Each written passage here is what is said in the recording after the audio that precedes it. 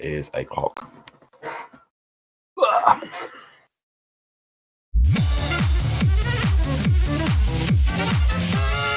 It's dead.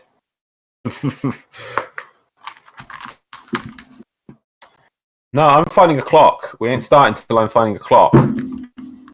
It's dead. Should I turn it off and on again? No. They'll just endure it. We're professionals. Hello and welcome to episode something of 10 o'clock. Probably 313? Yep. Oh, yeah. I'm MDRLOz. This is Xeno. I just had a nap. I'm totally awake. Was it a good nap? And we're here to talk about Warframe, but just like my nap, Warframe has been a bit of a nap, but soon it shall awaken with content galore. Kubelic's are coming. See, it's like an analogy to the game. Your nap is an analogy for the game. Yeah, like the game has been in a nap, like a content drought. But soon it shall awaken, like I have awoken just now to do this recording for all of you. So yes, episode 313 of 10 o'clock. I am MDRLOz. This is Xeno, and we're going to talk about Warframe. I haven't even looked at what we're talking about today, but it's going to be amazing. Is it because you've just woken up from your nap? That may also be the reason. That's true, right? But as always, I do remember in my dreams that we always start with emblems. No, your dreams are wrong. Emblems! Hit 'em up with emblems. Right. Which I now have to find. Is it because I keep on putting exclamation marks to get you to start the episode? Today's theme, ladies and gentlemen, is masks. Yeah. And what do they mean? Well, So before you see two masks that cover one's face and one's agenda. Which is the best? They also have sort of like a letter motif. I don't know, like, is that like JT in yours? I thought it was just two T's. It's just two T's. Because it's not nothing. There is something going on there. Yeah. The one is different to the other. Back up. There's something going on. No, but the one on the right has the sort of the whip at the bottom. Oh, maybe it's Well, TJ. TJ. T5. Yeah. Oh, T5 would work, actually. That would look pretty good. Yeah, and mine is KZD. I've got to be honest. I didn't actually notice the difference in the shape until you pointed it out. I mean, it can't just be Good by... Let's just do the Photoshop. So, oh my god, it's got a bit whippy there. I assume there's some difference in it. So, yeah, I think 5. 5 looks nice. T5 would be cool. That would be cool. I don't know what KZD means, but KZD. Z is the important letter. Yes. Right, but a bit angular. To be honest, I'm going to give this one to you just for use of some nice shading. And that sounds a bit small, but it makes a massive difference when designing your mask to cover one's face. Also go with gradients, transparencies, and all-round shape. Yes, these are skills. These are definitely skills. I seriously would take points off because I can't tell if it's a 5 or a J though. I would almost take it off, but I think the 5 fits perfectly. Maybe it's T-Snake. T-Snake would no. If I got the J, I was like, I don't think it's J, but 5 I think works. If it wasn't for that, I would have made yours fail because it would have been non-symmetrical for no good reason and just like a mess. But I think that's just saved it. I assume it's T5. Right. It must be. Cool. Yeah. Right, so, let's move on. If you want a chance of winning 150 platinum, your platform of choice... What? You can go home. No. Go in the description below and find your wallet. Very important. You find your wallet, and then within the wallet there's cards. And using these cards, you purchase platinum. Sorry, I'm kidding. Alternatively, you could find your parents' wallets, and in there are cards. And the result is you getting platinum, but maybe losing the platinum and having very angry parents. Personally, I like my parents, and I don't do this to them. Plus, I actually earn more money than them. So, moving on. If you want to win 150 platinum for your platform of choice, go into the description below and you'll find a link to a Google form. In that form, you'll see last week's emblems and you can actually vote. You can actually vote, not pretend vote. You can actually vote and have a chance of winning 150 platinum for your platform of choice. Make sure, though, you put your in-game name correctly because if you've got it wrong and you do win, well, it ends up going to the next person. Sorry. It's not like we could actually contact you. I know, because it's wrong. How would we know? No, we don't know. DE knows. And they will contact me back and say, these names are wrong. And I'm like, okay, well... But they can't contact wrong names at all. Neither could we. Yeah, yeah, no way. So that's my point. Right, so, yes, that's how you do it. By the way, it's 10 o'clock disavows anyone stealing. Stealing is bad, okay? Yeah. Also, considering this is the oh god, what was the date? The 26th? No, wait, no, sorry, the 28th of October. This one comes out. Yeah. This Monday, I will have actually chosen who the winner for the Atlast Prime Access is. I'll put them in the description below. Cool. And I'll send the details on to... Congratulations to whoever you are. Congratulations, person. Sorry. You are the proud owner of a new Atlast Prime and associated equipment. Please enjoy this equipment to its fullest and use only in the most safest of means. Memes. Anyway, so that's it for emblems, the nut, nice. dojo dusting. I'm gonna just say this because it came up earlier today. What? Okay. First off, thank you very much, Tobiah, for actually changing the topics last minute to address this. Yeah, I'll get to it. To address this requested topic, because he could have easily turned around and said, like, no, jog on. What? As we keep going, I've seen the first line of Prime. The first topic. So it was asked to me earlier today via Twitter, direct messages, could we actually cover the Primetime 266 Roundup Reddit post? We ain't got time for that. We'd be asleep. Sorry.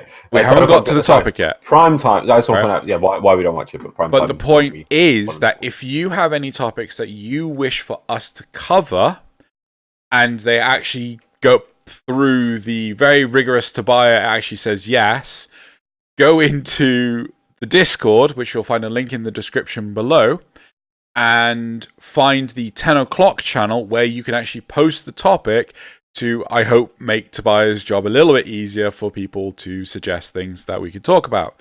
This is if you want to do this, of course. But this is the only way that I'm letting him receive the topics, because I don't want him to check 1,000,001 things to find out what topics to cover. Does that make sense? I don't want him to receive messages on Twitter or on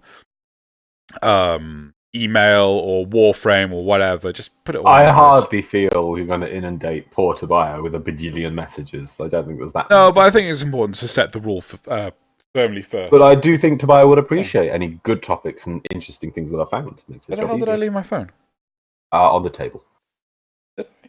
No, I can't. I just called you with it, didn't I? Yep. From my nap. All on my phone? Yes. Phone gone. To find it, you will have to solve a series of puzzles, each more fiendish than the last. I am a pleb. It's my deck board right in front of me. Just blatantly looked around my desk, ignoring my phone. Idiot. All right. So I need to mute it. Mute 2 hours. Use the hammer. No, I can't hammer it because I use it for the deck board. Oz. Right. Felt like a bell end then. Right, so that's it for the dojo dusting. Moving on to the cards, isn't it? Graphs. Oz is staring intently. He can't remember. He's too sleepy. So, I've forgotten something. What have I forgotten? Dojo dusting.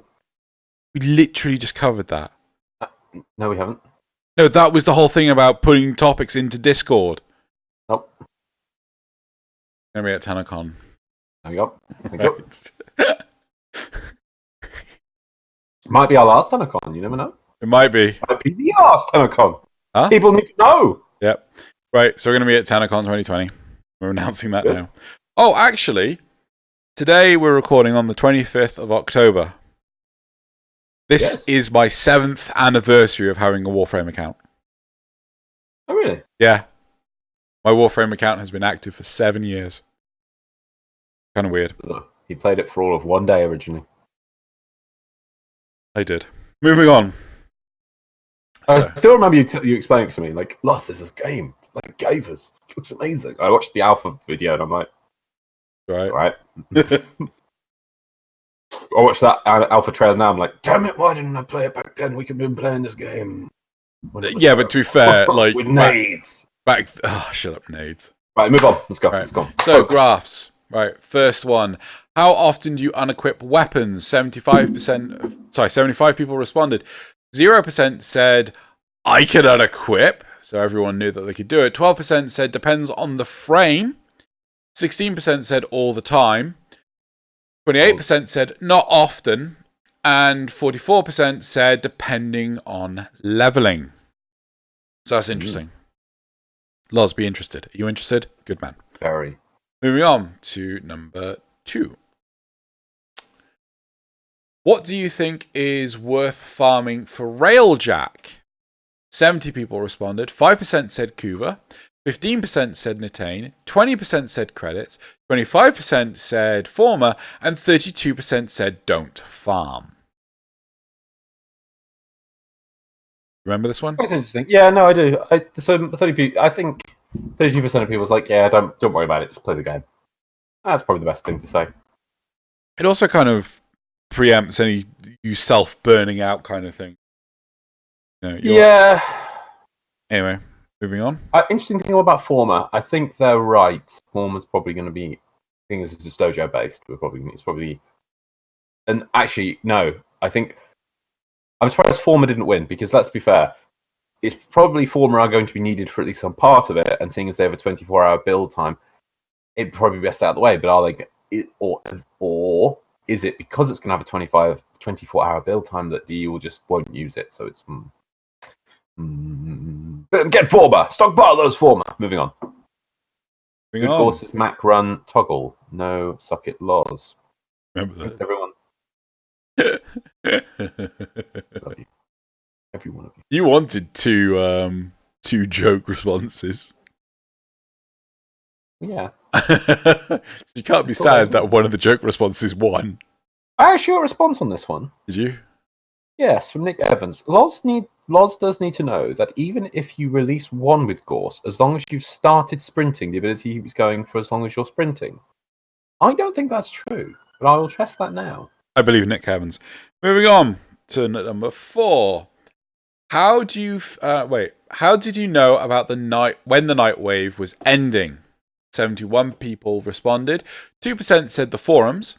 4% said in-game. That's interesting. I didn't know that wasn't a game thing. 9% said that they didn't know. 29% said social media. And 53% said the dev stream. In-game could be other players telling them. That is true. Right. Do we need to hover on this? No, it's fine. Keep moving. I'm just testing. And the last one. Do you guys want content? Oh, this was another meme. Right. 65 people respond. Sorry, before you start this one, I'm just in-game now because I wanted to say another thing. I thought it might be a news thing, but I'm on the news now.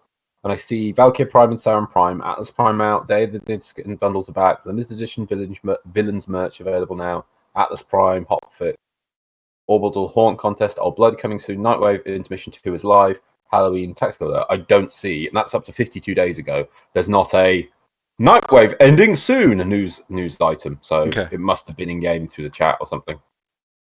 Anyway, the last one. Do you guys want content?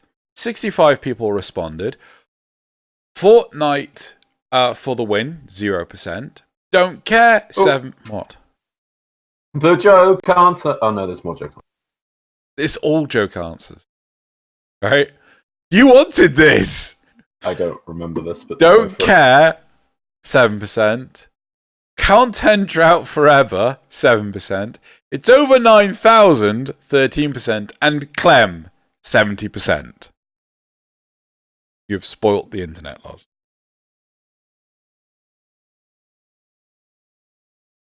You are furiously looking at something. I don't get how this is. Sometimes it is working, and sometimes it's not. I'm confused here. Sorry, yes. Oh, Clem. You know, that's what I'm going to do. That's going to be how I'm going to use the word Clem from now on. Just going to go, oh, Clem. That's going to how I'm going to use Clem, because that's how I feel about it. So is it like No, I can't easily distinguish it. Never mind, keep going. You got the Patreon questions. No, it is working.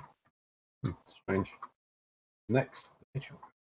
Ooh, we have 2, Stuff. 3, 4, 5, 6, 7, 8, 9, 10 Patreon questions from Nick Evans, Zrugal, and Loomis.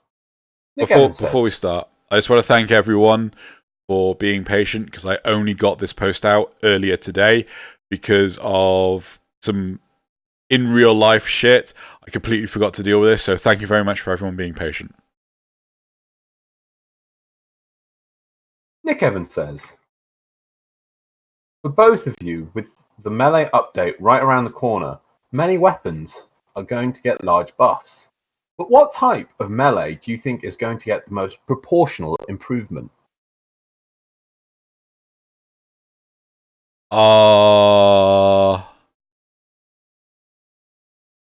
Christ. What type of weapon? Proportional improve. I don't know. This is a hard question. I don't know. But it's hard to say, because I remember them saying a while ago they were going to nerf the range weapons, like was it the Atarax, because people would just use that as the death whip, cop isn't system. Yeah, the Grenier whip. But that, I think, is probably going to be brought down a bit, was what they said. Actually, because I watched some of Primetime this today during lunch and things, I'm going to say Catch Moon. Catch Moon? Yeah. It's a gun. I know. Ah! Have you just read the thing? No, I figured out how this toggle for Gauss's run works, right? Yeah. You literally have to... If you tap the button while running, right, it doesn't work. It just boosts for literally half a second and stops. Yeah. You have to hold the button down then swap for about a shift. second, and then you can let go of the power button. But you can't just tap it. I've just been tapping it, and why isn't it working? You have to hold it down until he actually gets up to speed, maybe a second or two, and then you can let go of the button. Feels a little counterintuitive.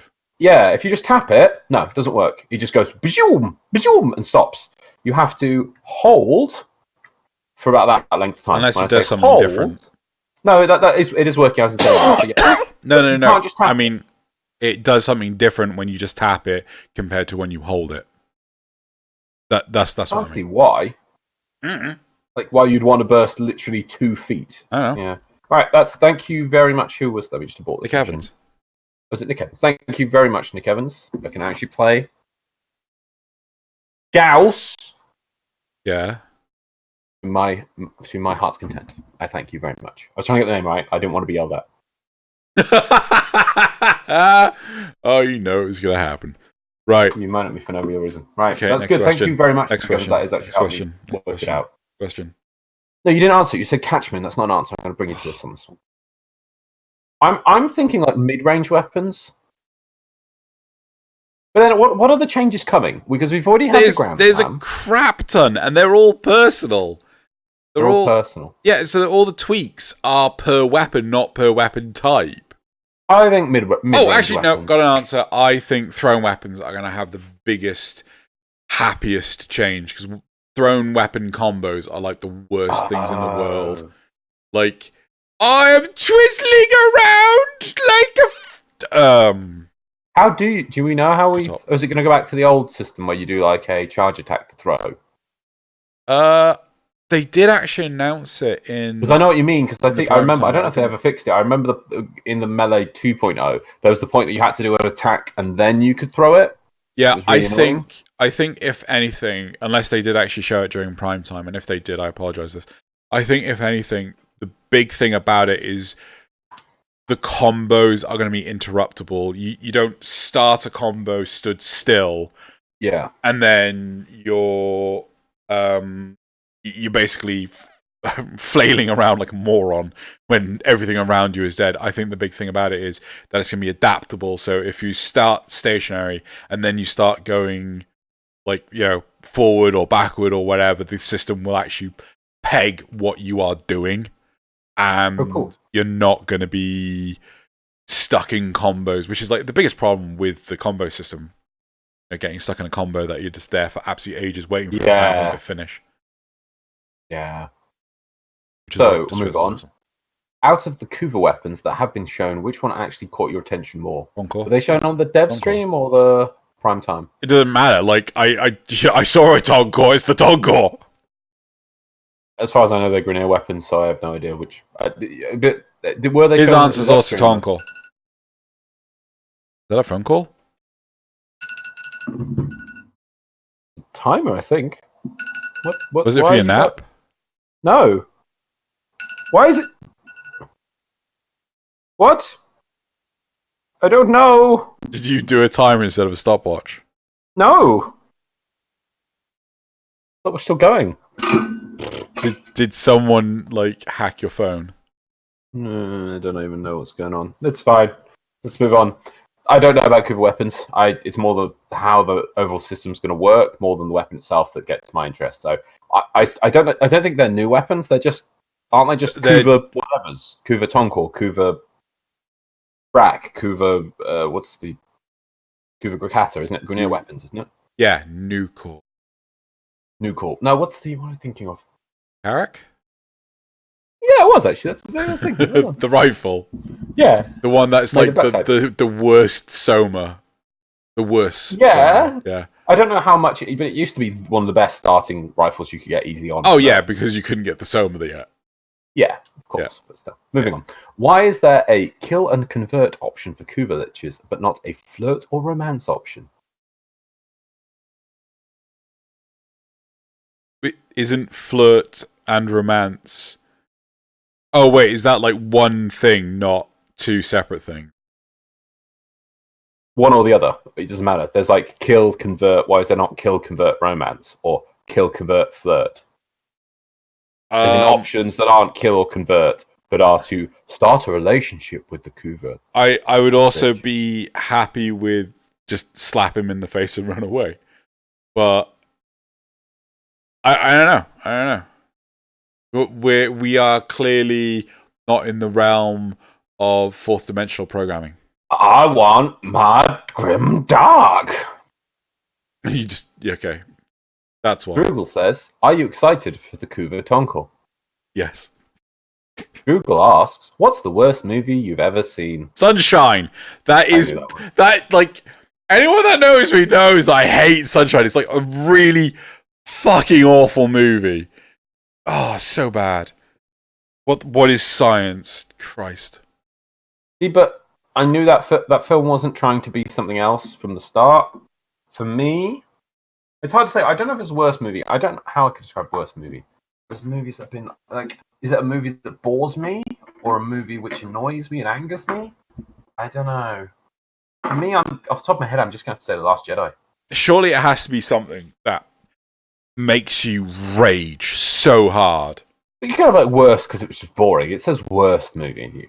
But you could find a movie that was just put together so badly. Okay, so out of interest, I'm going to go with Last Jedi. I'm just going to Last Jedi. To be honest, I feel boring is not as bad as something that instills anger and hatred. Yeah. It's going to be The Last Jedi. I'm sorry, it's a terrible film that doesn't make sense if you take it to pieces. If you think it is a good film, please go watch Mauler, Mauler. Has put, I think, a 5-hour one on The Last Jedi, breaking down piece by piece. And to be honest, even I personally still think of a few points, things that annoyed me, that nobody really comes up with these critiques. That's just one person's critique. There's loads. That film has narrative problems. People just teleport around. Makes no sense. And to be honest, the worst crime it has is it is destroyed the Star Wars canon, pretty much.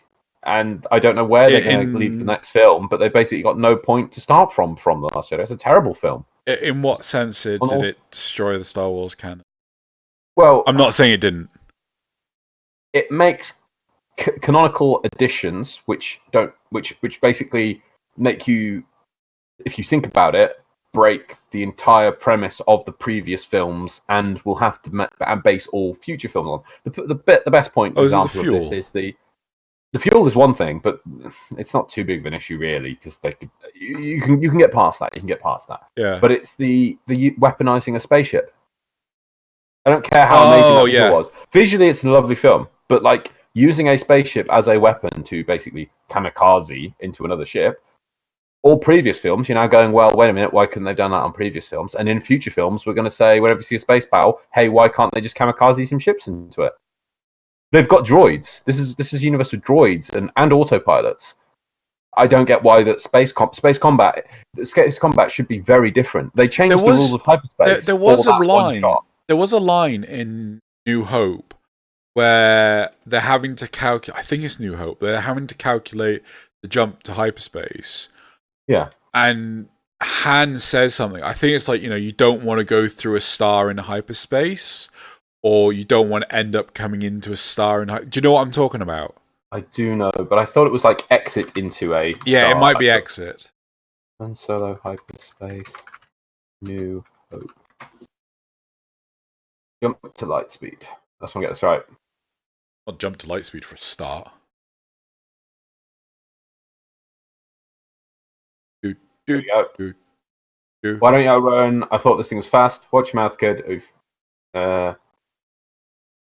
Well, safe wants to make the jump to hyperspace.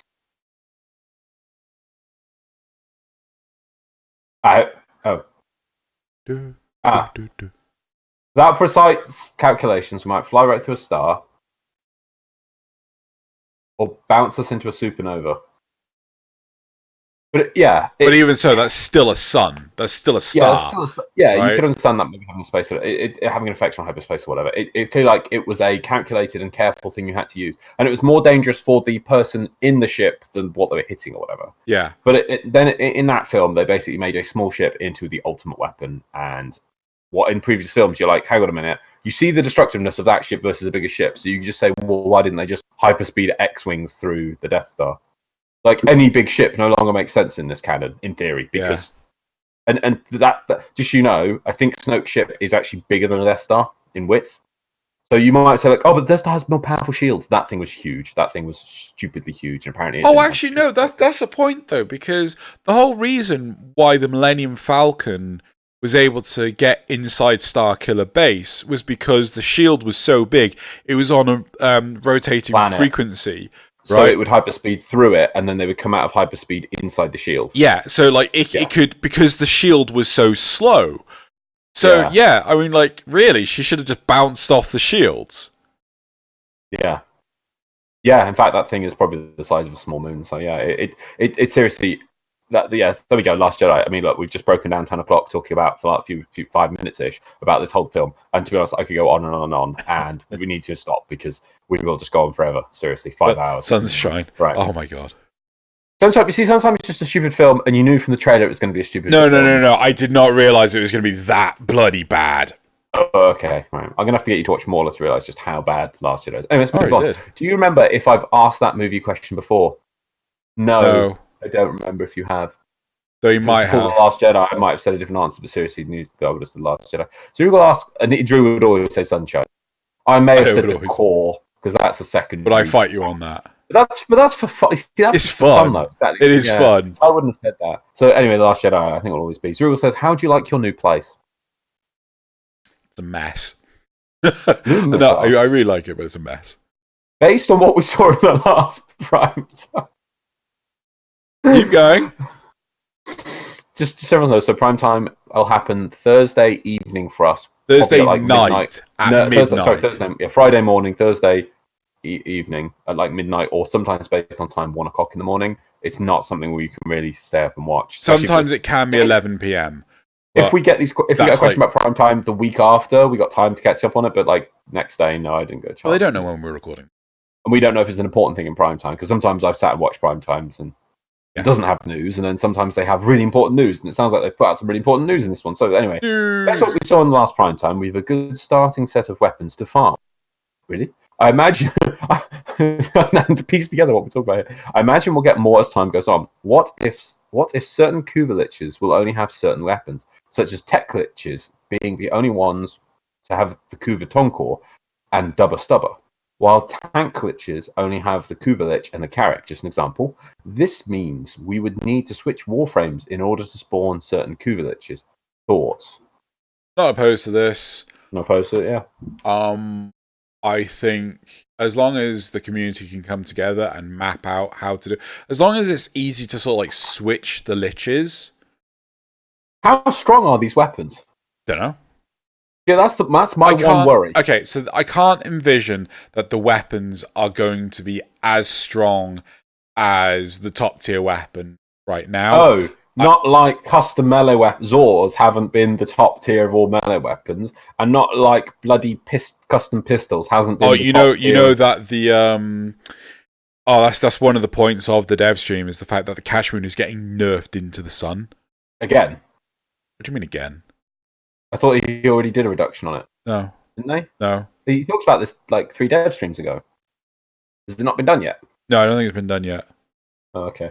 But I haven't kept up with it. I don't remember. I swear Scott talked about this like months ago. I think Scott did talk about it a month ago, but I don't think they've actually done it. But Pablo did a nice presentation. I don't use a catch, so okay. So for your benefit and part of Prime Time, Pablo did a little video that highlighted how much of an influence the catch moon has in all of the secondary weapons. So there's like 100 odd secondary weapons.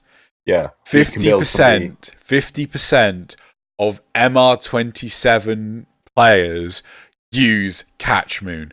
The other 50% use the other 100 and I think it's like 2 weapons, secondary weapons.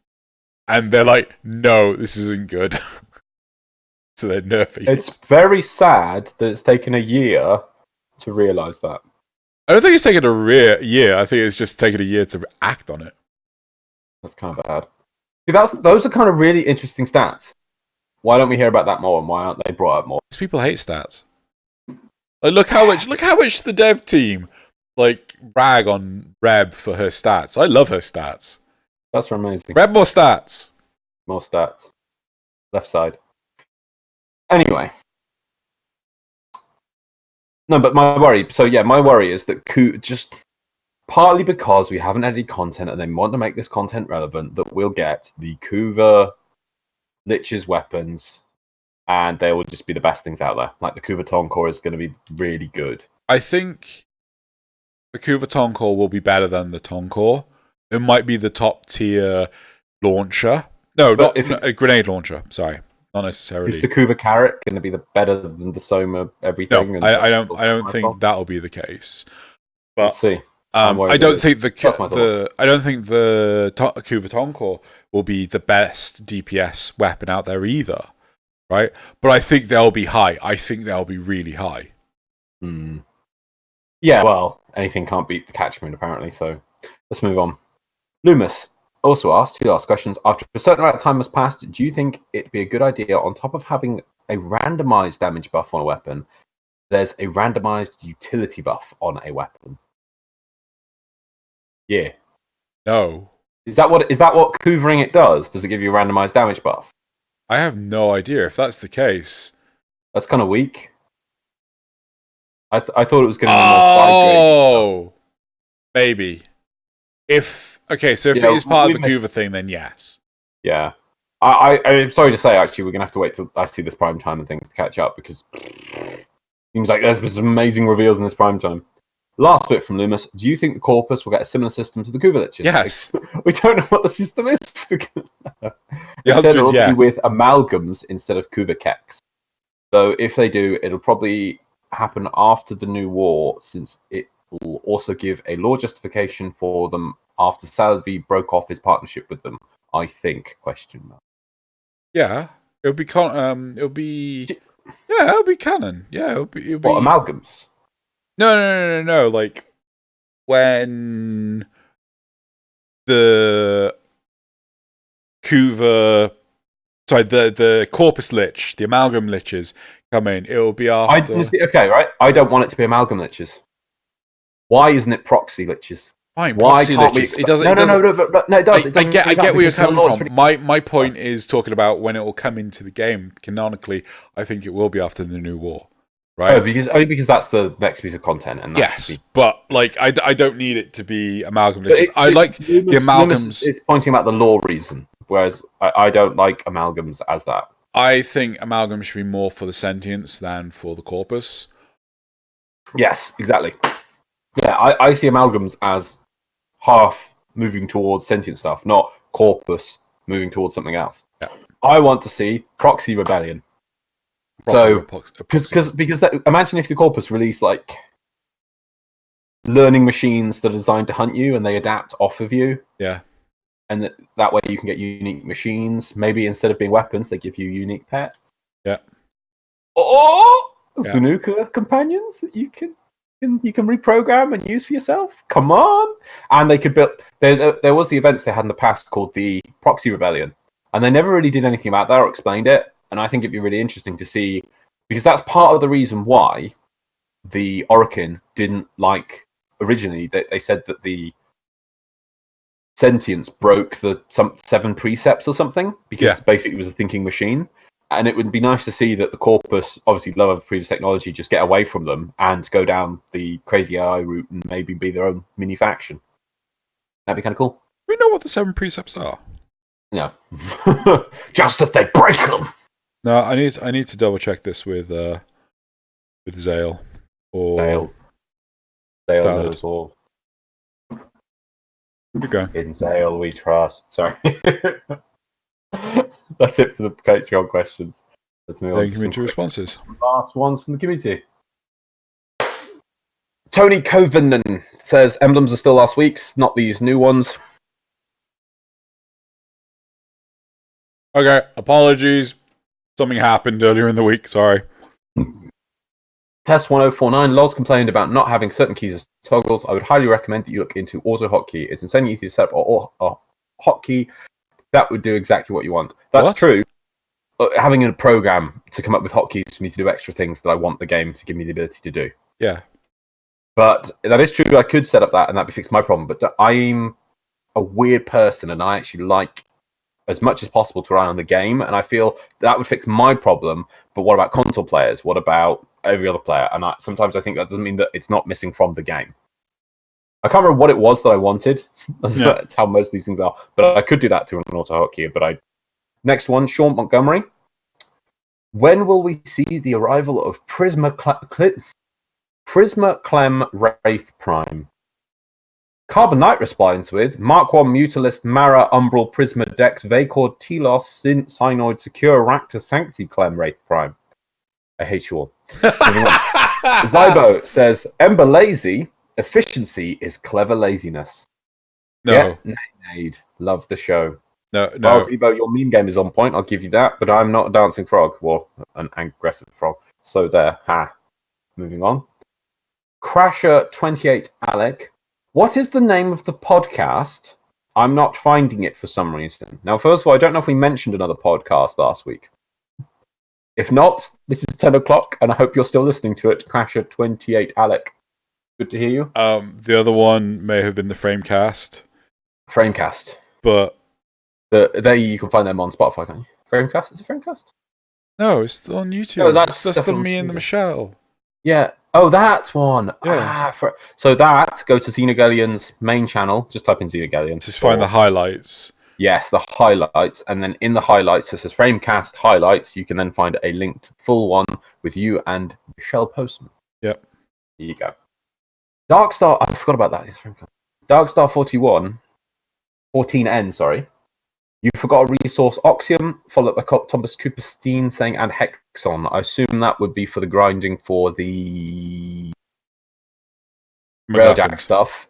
But we can't have everything plus Hexon and... I think we talked about them all as well, though, but still... I put on the Tellurium as well. Yeah, we can't put them all on. Yeah. Nick Evans, as for the tap/hold toggle, it definitely exists. The problem with it is that frames like Valbon and Wisp use the tap to change to hold the cast default, whereas Cora uses it the opposite way around as default. Meaning that if you invert them globally, they still don't all line up. Right. Fair enough. And so Nick Evans, you do for the Gauss, you need to hold it for a bit. You can't just tap it. Just give it a go. It's weird. I still think that's a bit weird, but at least I can figure it out now myself. Trex Paddock. Right. Guys, you're doing it again. When you bemoan the game lacks challenge and also lament that certain frames mods are not strong enough, you do, from a certain perspective, seem. Why haven't I put this on 2 lines? Oh, it's on the small screen. That's why. But you do seem, from a certain perspective, a tad hypocritical. Now, I don't think we are. Right? How is that hypocritical? Yeah, I think I try, because a few people have said this kind of thing in the past. We do actually try and think from multiple angles, and we are.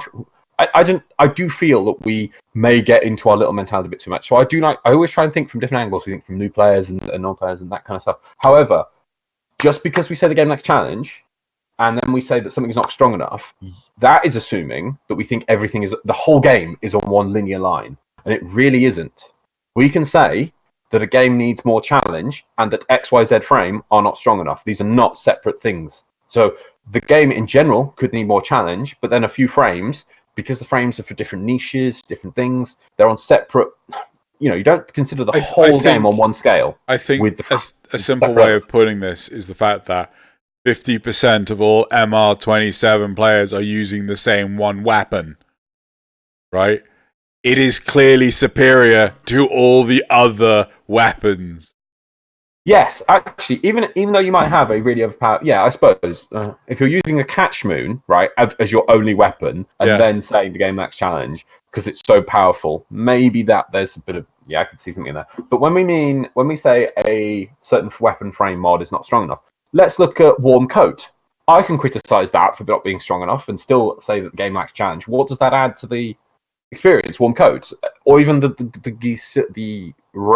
common status mods, they're silver ones. They're really underpowered, and I can still say that doesn't mean nobody would ever use them in their builds. There's no place for them in the game in reality, and I can still say the game in general, which is more to do with. And when we say lacks challenge, we don't just see it as mobs we have to kill, do we?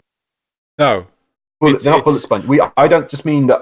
There's an enemy. If my gun kills XYZ enemy in 3 seconds, the game is too easy. If it takes 5 seconds, it's now fine. That's the game is a whole lot more complex in many different scales. So to highlight challenge for me, I felt the raids were challenged because you had to coordinate an 8-player team on how to actually stand on a pressure pad. Right? Good examples, but when you come to, you just have to stay in a Kuva survival for an hour, that's not hard, right? It's just long, right? Yeah, there's no complexity there. It's something that takes, the difference between me saying Ember is lazy and someone saying Ember is efficient, right? Well, yes, that person is perfectly right, but I call her lazy because all you have to do is, currently, turn on World on Fire and you don't have to do fuck all, right? But same with Equinox, right? But with that's my perception. Like, I've had Megan on stage call me out and say that Nova is as bad with Molecular Prime. I'm like, no, she's not, because you still have to shoot shit. Ember, you don't. Equinox, you don't, right? Yeah, I guess you could play Ember blind. You still have to hit the enemy with Nova. Yes, and likewise, right? So I'm not taking offense to being called hypocritical. No, but I am struggling to understand. Yes, maybe Trex Paddock, I would say, explain it better, but I want to say thank you very much, Trex Paddock, for saying this, because it makes us think, and thus we are always trying to reflect on ourselves. Yeah. So we're not just holding ourselves on a pedestal. I really like that you said this, Trex Paddock. Maybe a bit more explanation next time, because I also feel it's like, guys should do it again. I hate it when I listen to podcasts and I hear some people saying some annoying stuff. I'm like, just do. If you want, come on Discord, come talk to me at least, because I'd be interested to know what I am doing wrong, because I don't want to do that. Make a list. But thank you again, Trex Paddock, and I think to everyone, please keep us in check. Yeah. I think everyone should do that, and I think it's lovely that people do. Right, moving on, just a couple of good ones. Also, Trex Paddock did say Muckety Muck is a corruption of the Chinook term Hugh Muckamuck and describes someone who has a lot of food. I don't remember why Muckety Muck. Muckety Muck is the derogatory slang term that Little Duck uses, which we in English culture do not use in the slightest. But I don't know what Muckamuck. Yeah, so that can't be a British term. I've never heard of Hugh Muckamuck. Hugh HIU. HRU. Hiu. Muck. Yeah. Muck. I'm going to search myself. That can't be a British term. Unless it's somewhere we invaded. Muck and muckety muck.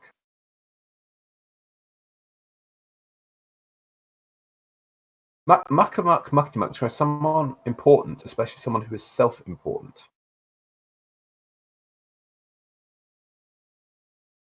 Mostly a North American term, it is derived from the Chinook word muckamuck in Chinook language. Why would she be saying that? Yeah. Then?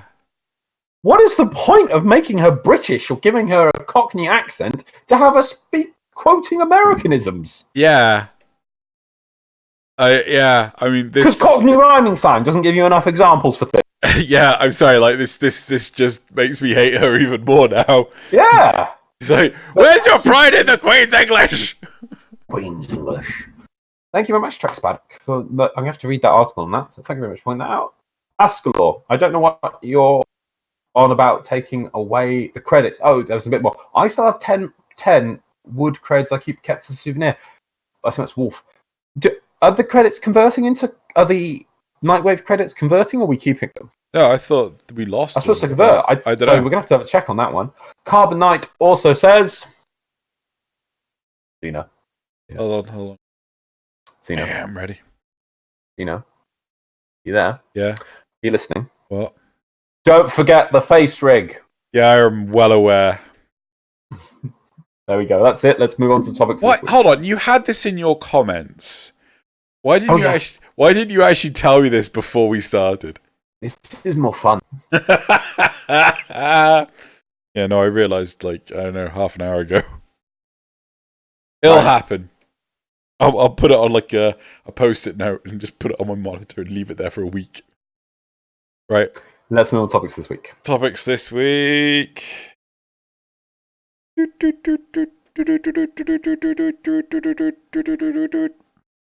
Annoy everyone. In Fallout 76, paying money gets you nothing. I'm unaware of this. Right. Oh, sorry. So just exciting. You know, there's a new thing for private servers on Fallout 76 where you pay money. Yeah, $100. Right. It's bugged. The whole thing is bugged. It's stealing your scrap. It's giving you the private servers. You're actually logging into, it's recycling servers. So sometimes you go to a server and stuff will be looted because it's just someone else using a private server logged off. It then reallocates it to you. And then they're supposed to be private servers, but anyone in your friends list can just appear into your thing. So it's not even private. You can't even control it. And now Bethesda's like, oh yeah, we'll implement that in a later patch. That's a good idea. What? These are supposed to be private servers. Why don't they have privacy options? So it's a mess. So that whole thing Bethesda just like train wrecking. They used to be one of the best game companies, I would have thought. Their games are a little bit buggy, but they were good. Now this is just plane crashing hard. I don't know. They've exploded. I don't know. Anyway, let's move on to a company that is amazing and does cool little primetime Topic one. Primetime 22266 roundup. 2266. Where that's all the information is now, apparently. Yep. Topic 2. I need to scroll down. Teshin should be the one giving the mastery tests. Ooh. And then topic 3. So, has there really been any talk of Pets 2.0 lately? Scrolling back up. So, first topic. Primetime, episode 266, updates. Roundup, rather. So, lovely note from Tobiah. Drew and Loz don't watch Primetime because they're asleep. This is a very true fact. Part of the problem being in Europe is we can't watch Primetime without having a horrible day of work the next day. Right, especially considering this was like an hour and 25 minutes. Yeah, sort of finished at like 25 past 1. Right. Oh my god, what the hell? Requiem T5 Void Relics give a chance to get Requiem mods. So there is a new relic that's oh my god, Loz, it's like the Stargate. They finally used the 8th chevron. You know how the relics actually have more than 3 holes to light up? Yeah. Yeah, so they're finally actually using some of the other ones. But I'm more interested in this means another tier of difficulty. Yeah. Is Vor going to turn up on tier 5? Ooh. Questions. What's a Requiem mod? Yeah, what is a Requiem mod? Right, do you want to have a look through the Reddit post to see if you could actually see any Requiem mods?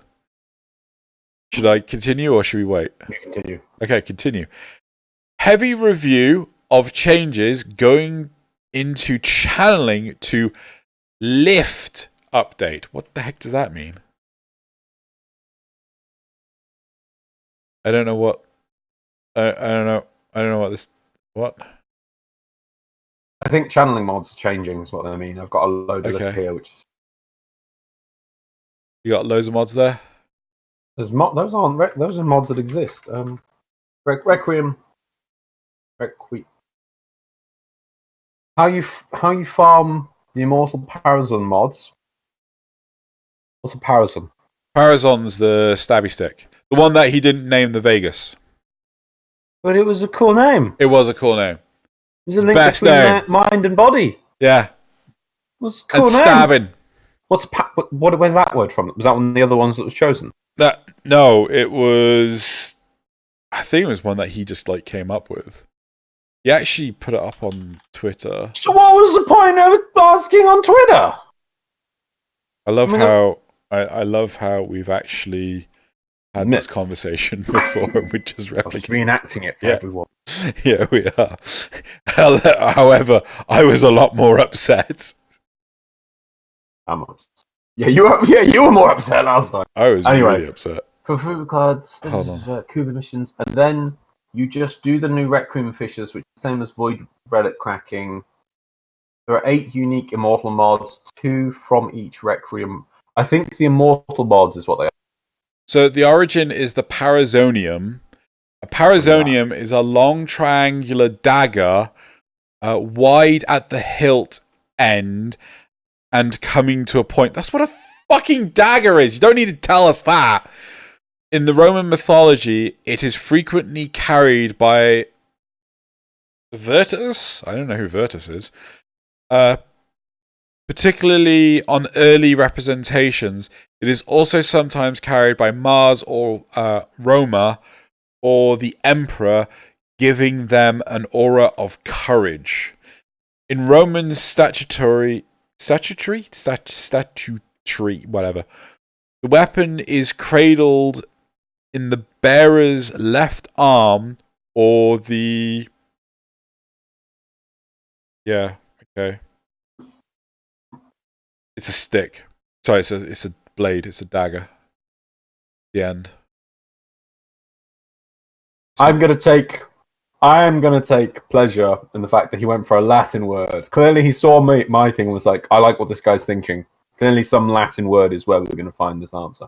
And then he started looking through a Latin dictionary. Clearly, it was me that made him think like that.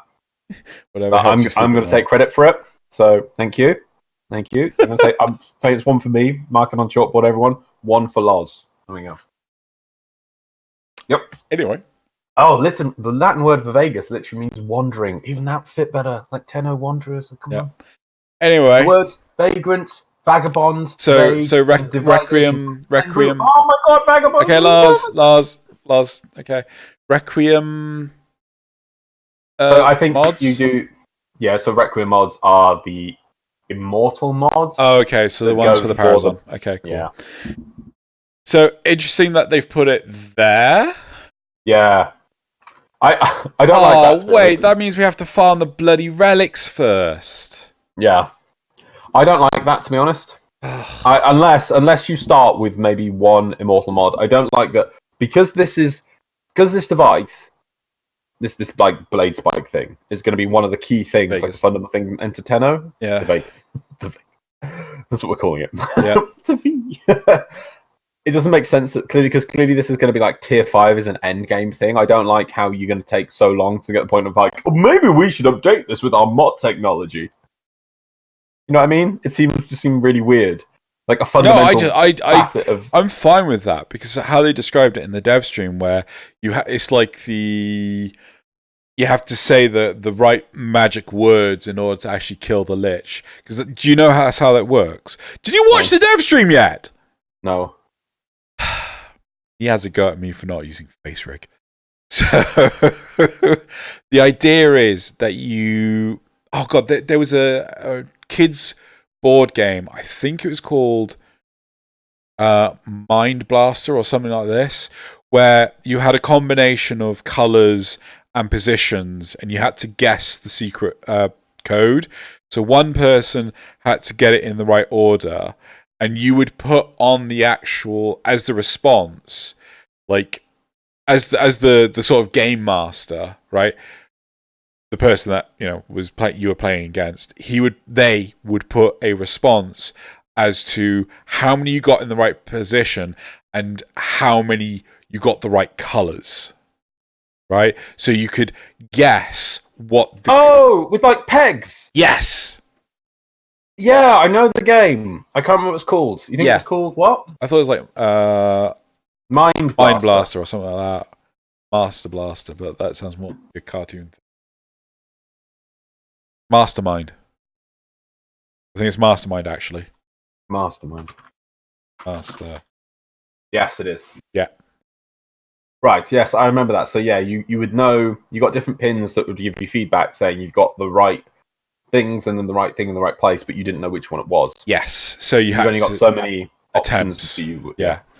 So for this, it works in a similar way where you have all these mods. In order to actually kill your Kuva Lich, you have to have the right mods in the right places on your Parazon. That's how I understood the dev stream to explain it. But the lack of availability to these mods being behind T5 relics, yeah, it just feels like. I mean, so wait, these Requiem relics, are these just like regular relics, or are they just... Sorry, I'm trying to best describe it.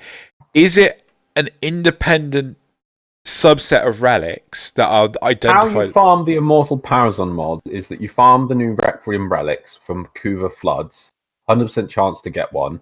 Kuva missions, 30% chance, and then you just do the new Requiem fissures, which are the same as Void relic cracking. So you can invest Void traces to increase the chances. The Immortal mods appear in the uncommon rarity. Okay, so this is not as bad as I thought it was. Yeah, even me, I thought they'd be higher and like we'd have a new level of crazy difficulty and things, but still, which fissure do you unlock them in? Is it not going to be like a harder fissure? No, I think the whole point is that you will be able to unlock them in the relevant fissure. So you might get like an Axie Requiem relic. You'll get a Lith Requiem relic. Or maybe you'll just be able to use them in any of them. Yeah, I think you're right. I think that's how it'll probably be. I think your system's... Yeah. Right, fair enough. So the next point is, this is not Empyrean. There is... Wait. No, I have to do Kuva Floods again. Yeah, what's wrong with that? What's wrong with that? You need more Kuva. I have existed in this game by doing the least amount of Kuva missions as possible. Now I have another reason to do them, but I have to do them. Maybe I can just trade them. Buy them for people. Moving on. Sorry, I had to blow my nose. Getting over a cold. Heavy review changes going to lift up. Yep, so this is not Empyrean. Yeah, this is not Empyrean. There will be no dry dock in this update. Yeah, I wasn't expecting it. If people were expecting it, I'm still on December update. You've said you don't think it's coming till next year, do you? Yep. I think New War will come before it. Riven Shards? Shards? Riven Shards will be tradable to Paladino. 10 for a Riven. Max once a week. Oz, what are Riven Shards? Go look at the topic. I am. You're learning. In real time. The word shard doesn't appear on... Oh. So they're finally adding Riven shards, but their current implementation doesn't seem particularly good. Let's see. First of all, seems what type of Riven mod you get upon exchange is determined randomly. Right now, you can do it once a week. That might change. Hell, it probably should change. Sole purpose of this limit aims to supply further inconvenient players, adding more arbitrary hurdles. Getting 10 of these fragments doesn't seem like a trivial task to begin with, and on top of that, we already limited the amount of Rivens we can keep. So this limit just doesn't make sense to me. I think it should go. Last but not least, can we please get an option to break down unwanted Riven mods and Riven shards? Somebody's 8 more ideas. Would be cool if you use shards to reset the amount of rolls on a Riven mod. God, this person's coming up with good ideas. Savleto, the only way out is through on Reddit. This man needs an upvote. Or woman, I guess. Or person. So it doesn't say that there's only one person really talking about shards. And they don't even explain where the shards come from. The breakdown at the top just talks about Eidolon shards, actually. It doesn't even someone else. No, someone else. No one says anything about where Riven shards come from. Riven shards instantly give me the impression that they are for newer players to guarantee that newer players will get Rivens. Oh, they're called Riven. Sorry, the breakdown has called them fragments. Right. I searched for the word shard. The breakdown says one of the rewards for Requiem relics is Riven fragments. Riven transmuter on dev build. Collect 10 and visit Paladino at Ironwork to exchange them for Riven mod. The other is Hexilus adapters? Heck is a Hexilus? Oh no, that might be the new weapon adapter. The new weapon Hexilus. Hexilus adapter, crafting requirements. I guess, yeah. I guess.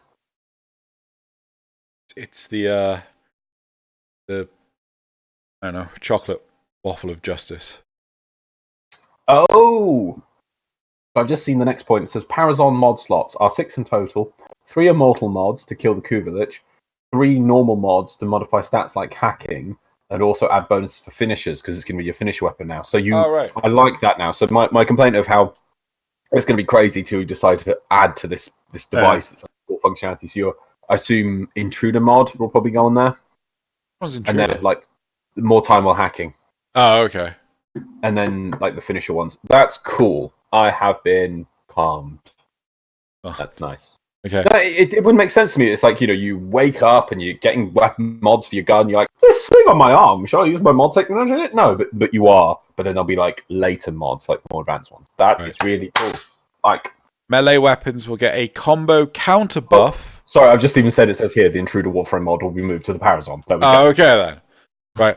Melee weapons will get a combo counter buff instead of channeling efficiency. Okay. That's got to be the mods. I don't know. Is there any... Melee weapons will get a combo counter buff instead of channeling efficiency.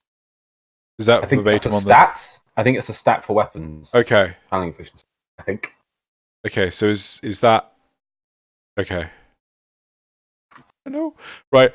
Channeling effects will be present starting... Yes. Channeling damage is a stat. So that stat on weapons is going to probably change to combo bonus. I did not even realise that was a thing. Is that the mods? Because this just says melee weapons.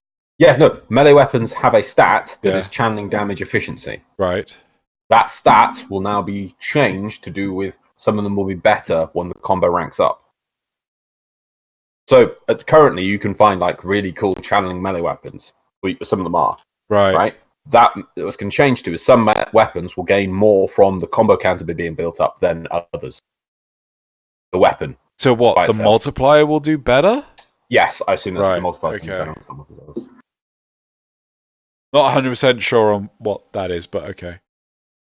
Channeling effects will be present starting at combo counter ×2. Right, so this is the visual representation. I did see that. Wow! Yeah, so basically the channeling visual will kick in when you are 2 times damage multiplied, but that's super easy. I did like the concept of having with a button. It was cool, just tap it on, but they never really built on it. So, okay, they're doing that with it, yeah.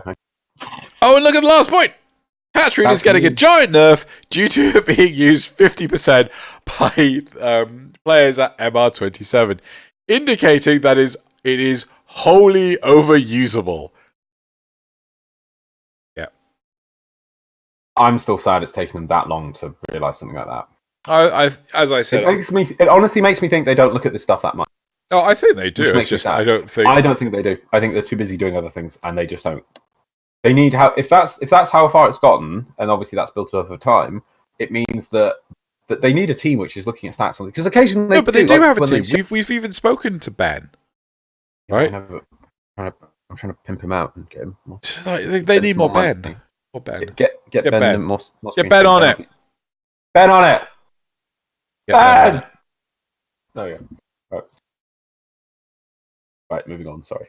To be honest, though, I wonder if it's gotten to a point now where, like, to begin with, it was like, I don't know, maybe 5% of the player base, but now it's just like it is just not slowing down, and if anything, maybe it's just ramping up. Well, yeah. For instance, I didn't know about them, and if it's going to get to the point, it will eventually get to the point where you'll be telling players, "Catch me, or you won't join my team for relic farming or eidolons or whatever." Maybe we've already hit that, right? We may have. Okay, so I think we've got some really cool stuff. I'm excited to see this stuff. Oddly enough, nothing about Kuvaliches in this. Was there anything about Kuvaliches in the post? There's loads. There is so much on this. There's mod changes, the Ember rework updates, Titania rework update, Valbane upgrade, augment changes. Is this all in a prime time? You sure this wasn't a dev stream? Well, I mean, Steve just sit there and just spew? No, it was definitely Megan and Rebecca. It says about Kuvalich was also steal your loot on planets they have influence on. You acquire these weapons by killing Kuvalich. Kuva weapon starts. Unnamed is the arch gun. There's stats there. There's a whole list of crazy stats for them. Let's watch this prime time. You kill them to get the loot they stole back. Rebecca said you won't get all your stolen mission rewards back. So that was one thing. So basically, that's really all they said about the liches. They start to grow an influence on planets and things. Yeah. So while they have influence on those planets, they steal some of your loot. Yeah. Yeah. So, you might get like 2 argon crystals, but instead you only get 1. The other one's gone to the Kuva Lich. Yeah. Which is a whole pile of rude. But right. I am fine with this. I am happy that stuff is coming. Yeah.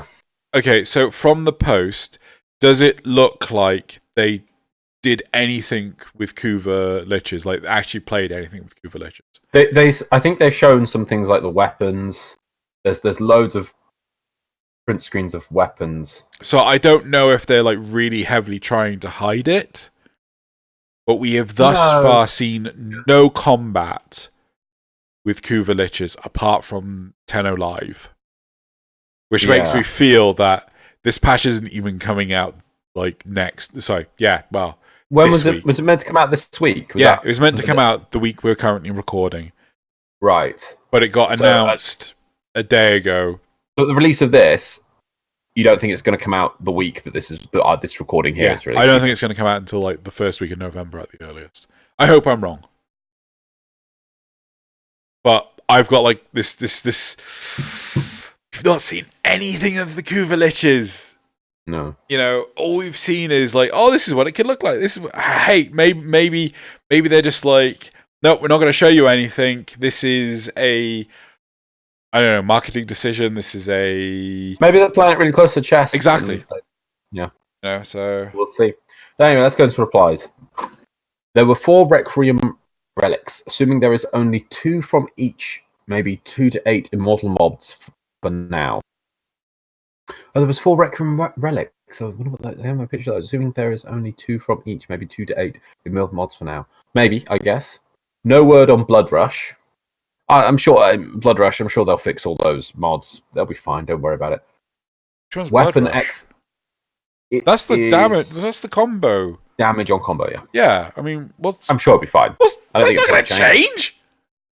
The one I thought that they said they were going to change was wasn't it the slide critical hit one? Guaranteed critical hits on slide attacks. I'm just gonna nod and agree. I thought that one was getting a change, but oh well.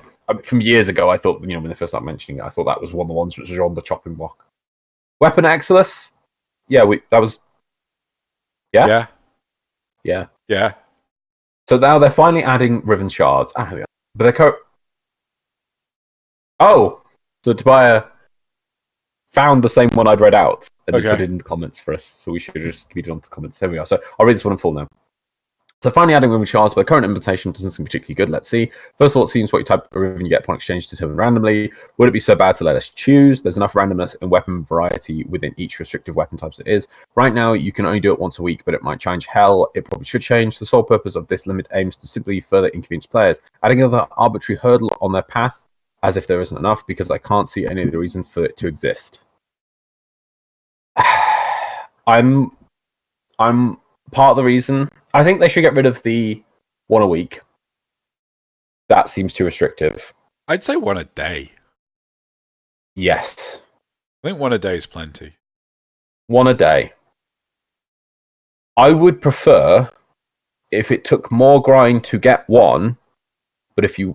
Or maybe 5. I suppose that's the tricky thing. That's the tricky thing. I would prefer it if it was a big grind to get one, but you had unlimited requirements, rather than them capping it. Because I think... I'm maybe pseudo-mind gaming here, but I'm partly thinking this is being added in to give us something to do short to mid-term to keep people chugging along. Not just that. But they're still worried that people will just grind their hearts out to the point of ridiculousness, so they need to put a cap on it.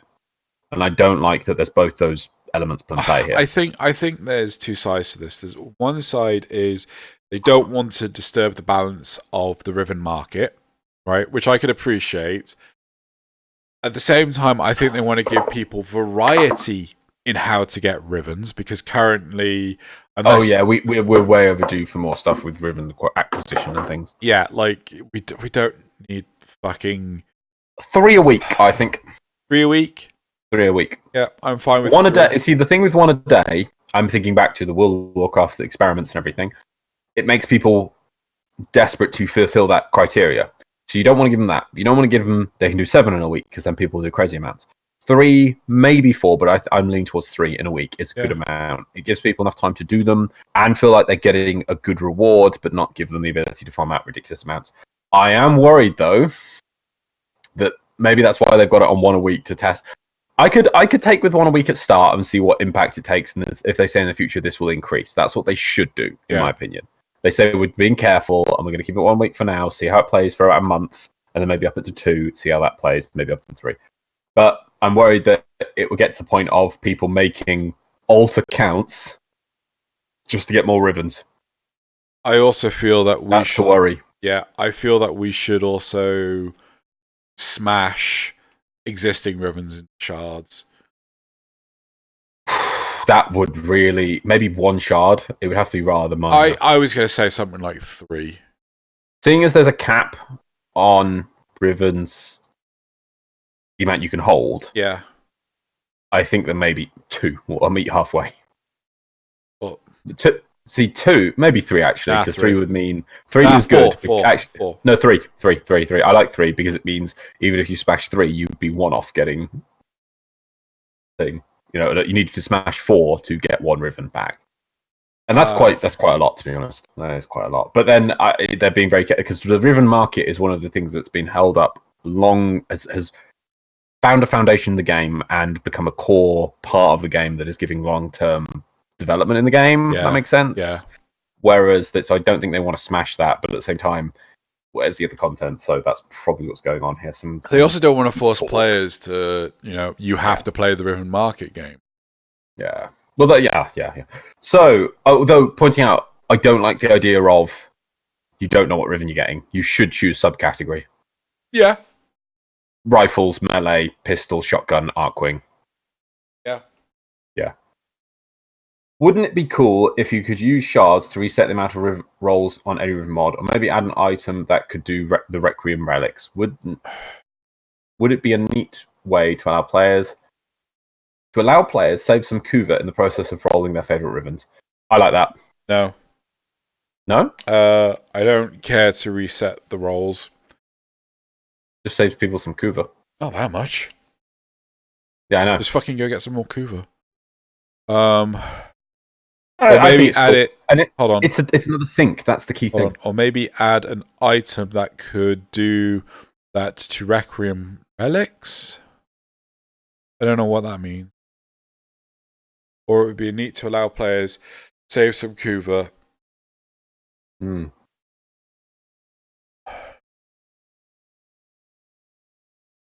Yeah, Oh no, as in add an item you can get out of Requiem relics that resets the rolls on a Riven mod. Or the cost on the Riven mod. That's what it's saying. No. Do you know the only reason I want to say no to it? What? Because the game, it's really interesting that the game saves how many rerolls you do, and it's kind of like a badge of honor. How many is yours at now? 130. Now, the game obviously knows, I assume this is like, you be a back any man of coding man, you'll be able to. I bet the game goes, when it's rolls 1 to 10 or whatever, they are at these cost. If you reset it, but you don't want to lose that 130 rolls, the game is then going to also have to now keep track of when you did the reset. So that's more work and more thinking back end, isn't it? Yeah, God, yeah. Yeah. So it's like, just no. Yeah. And you know, I'd rather them do something else than waste the time to make it think like that. Because at the moment, it probably doesn't think like that, does it? It probably goes, it is at roll 2, price is X. And so that's it. That's all the thinking for the next reroll. It doesn't have to go, roll is at 1 to 8, reroll was at 1 to 4, cost is now at. It doesn't have to do that at all. It just, how much Kuva does it cost to get a relic, a Riven up to 10? I did look this up in the past. Again. Like 25, 50,000. Wiki Riven. No, up, and we debated it last time. Disposition. Cycle cost. Cumulative cost, cycle 10, 19,950 Kuva. So not even 20,000, right? No, so just give people 20,000. There you go. Shut up. The other thing is, seeing as people are going to be running more Kuva missions to get these Requiem relics, I think people will just end up with more Kuva so they can be quiet. Because I kind of wish there was an easy way for me to find out how much Kuva I currently had. In fact, you're asking me thing. You're going to be going to do these missions not for the Kuva anymore. So you're going to be doing these missions to get the Requiem mods the Requiem relics, and on the side you'll be like, oh, look how much Kuva I've generated. Because we've always tell people don't do one thing. Don't do one thing. Go grind for something else, and you might just acquire it along the way. So right. The combo counter has been essentially baked into the weapons, damage-wise, as they deal around 3 times more damage, discounting the supplemental stats that got changed. Currently, everything looks like it's going to stay the same or better, pending knowing how Blood Rush works. It doesn't even need to work that well at the current state. The hell's Blood Rush? You were right, it is the one about, but I'm just going to get the stats up. Let's have how much of a factor. Plus 165% critical chance stacked with combo multiplier. And at maximum, I never got how that mod worked actually. Blood Rush multiplies critical chance based on the melee combo counter. Without a combo counter, Blood Rush provides no bonus critical chance. At 1.5, it provides 1. So at 2.0 combo counter, it provides a 430% critical chance. Yeah. So, like, the initial one... What's exactly the same. They'll just reduce it down. Yeah. Based on how easy... why would they change this? Because they're adding a increased damage multiplier baked into weapons in Melee 3.0. So the damage will go up. Maybe broken amounts? As if we can't do that already. Like Catchman doesn't do a bajillion, probably more damage than any melee weapon ever. So yeah, I know they probably won't change it much. They just need testing, I guess, and they'll probably figure out what it is. Okay, go. Thing is, you've also got channeling, so you would channel. Your channeling would give you more. Like the channeling damage is just going to become the combo counter. Oh no, I've read that one.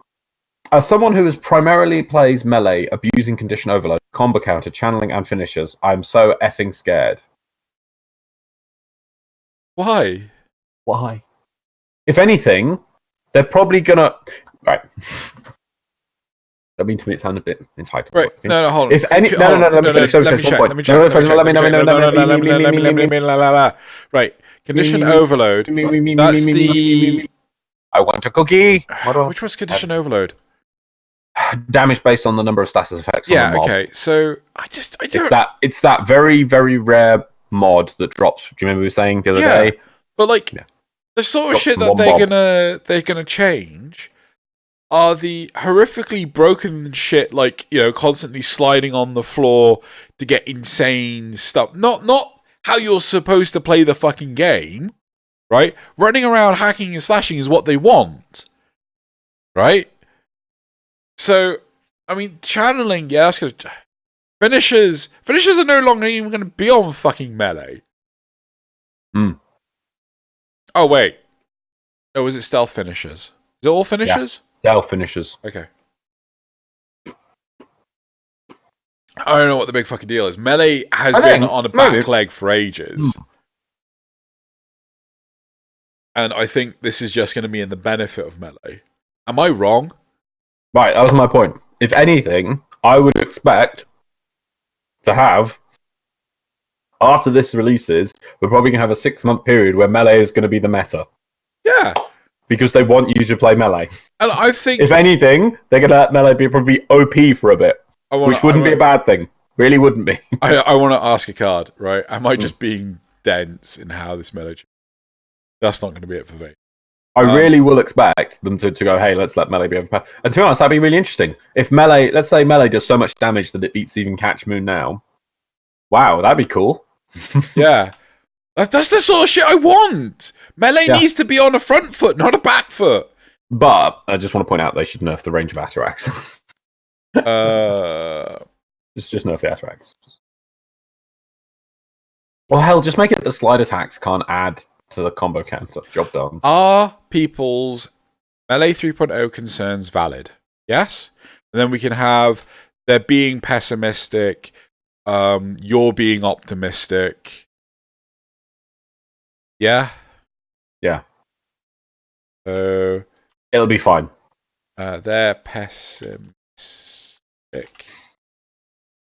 You're being optimistic, and I think it'll be fine.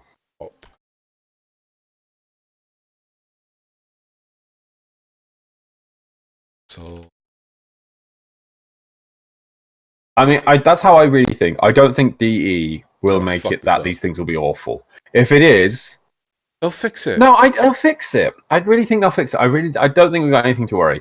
They have said from the start. I mean, this person says I'm abusing condition over the combo counter channeling and finishes. Now, if you're playing it, my understanding of how Melee 3.0 roughly is they want you to be doing things. Yeah, you were saying about they want to break down the combos. You can.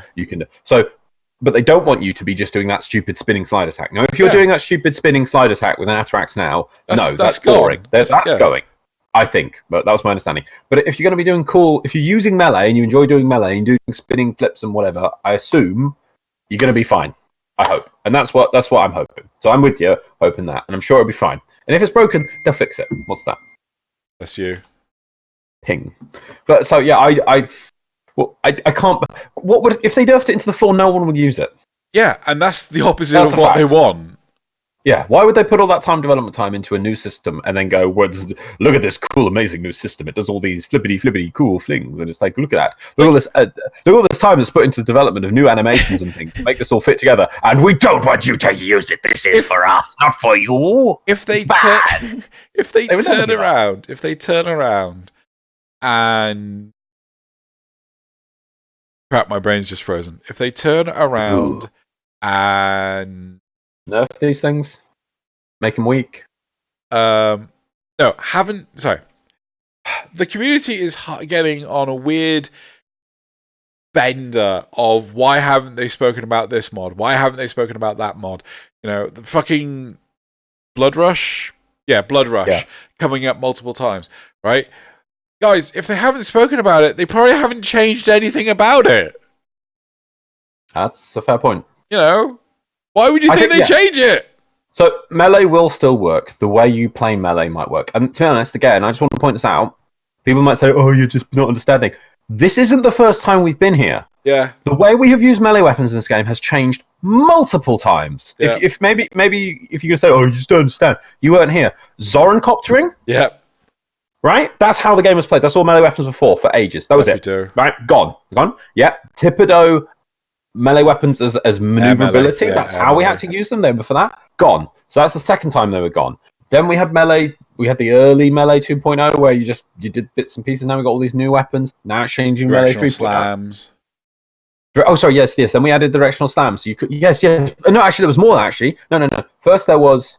First of all, there was no. There was no. First, I can't remember if it came with melee 2.0 or it came separate to melee 2.0. Oh, sorry. Yeah. Air attacks. Air attacks. We couldn't do air attacks if you just in the air and you did melee. You ground slammed. Do you remember those days? Yeah. That had to change. So now you could hit cameras and things. That may have come with 2.0, but that was a big change. Now then they added in the directional ground slams. So we had to think about that, how we're using them. You can't just ground slam. 3.0. So there's a bit more, you had to change how we're doing that. Yeah. It's changing again. This is just how this game is. It keeps changing. Yeah. But for all those things, melee weapons have gotten better, not worse. Yeah. So let's keep the faith. Yeah. If you found a way to... Oh, I've got some more comments. What was it? What did I called Amber Lazy? They said efficient.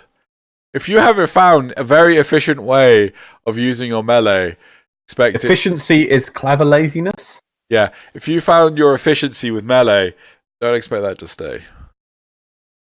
Yes, yeah, they're gonna shake it up. Yeah, exactly. Yeah, all those people complaining when they're Thibodeaus. Oh, but I need this to move around. It's my method of moving around. Gone. Yeah, game is better for it. I was in that. Yeah, you. I think I used to Zoran a bit. I used to use Zorans. Yeah, I could barely get that. I did get into that. I was using them to move around, and it was fast movement. I had to get away from that. There's going to be other changes. Yeah, you can't use your Atarax and just destroy whole massive piles of mobs anymore. Yeah. Oh yeah, they are. I think how they get rid of that is it won't go through walls anymore. My brain is remembering that from long ago. That's one of the changes, because that's the thing, is that in the past it would just go through walls, which didn't make any sense. Seeing as over like a year and a half ago, I've already had to endure on my Excalibur radial blind and radial javelin can't go through walls, and it's based on if the mob is even paying attention to you or aware of you. So I've had to endure that for a year and a half. You can have your Atarax not hit mobs that are through walls. Same with Mags pull. All these things change over time. Yeah. They get improved, and the game has become better for it. Yeah. All right, rant over, but I'm to trust. We'll keep the faith, people. Keep the faith a little bit. Do you do well? Right, moving on. Let's move on to the other bit here. I cannot express how horribly unfun the lich stealing your loot is. God, this is going on. Friends feel like going for some farm, and you want to join them because you need stuff too. Whoops! Your lich is on a planet they want to run. Have fun getting half your loot pilfered for absolutely no good reason, unless you convince your friends to first waste a ton of time hunting down the idiot just to make him move. That's going to get obnoxious fast. One thing I really want to learn is how you initiate the lich. Surely that'll steal your loot, not their loot. Well, first off, yes. But one thing is, I think you won't have a lich until you create one. Does that make sense? Yeah. But can't you just kick it down into the long grass? Isn't there killing them, and then making them come back later if you kill them wrong? Yeah. So you can just be like, don't kill them wrong. I want to farm on Earth. Kick it a bit.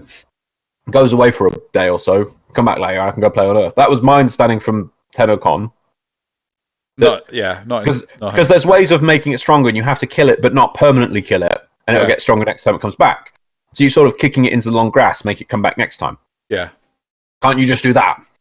So you're not going to finish it off, and it'll come back, and maybe it'll be really strong when you come back. But at least if it is on a planet you want to farm, you can just quickly do it, get rid of it incorrectly. If your primary, so this is something I really struggle with the player base, is their desire to have farming their primary activity, right?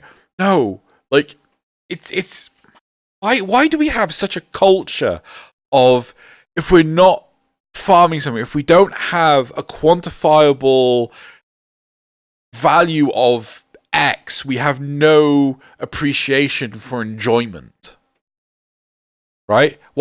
So basically, why can't you just bloody play the game and enjoy it? That's a fair point. I was going to say that, sometimes I do just want to zone out and farm. So I don't want to go against them too much because I can appreciate that sometimes you want to go, okay, I just want to farm. But I think it's, I'm going to take the word hypocritical, to complain there's no content and then go, I want my farm to be unobstructed because, and this is where Xeno can get a plus point. I can't think of anything in the solar system that you can only get in one place. Argon crystal. I don't think you'll get Kuva Liches for the Void. That doesn't make sense.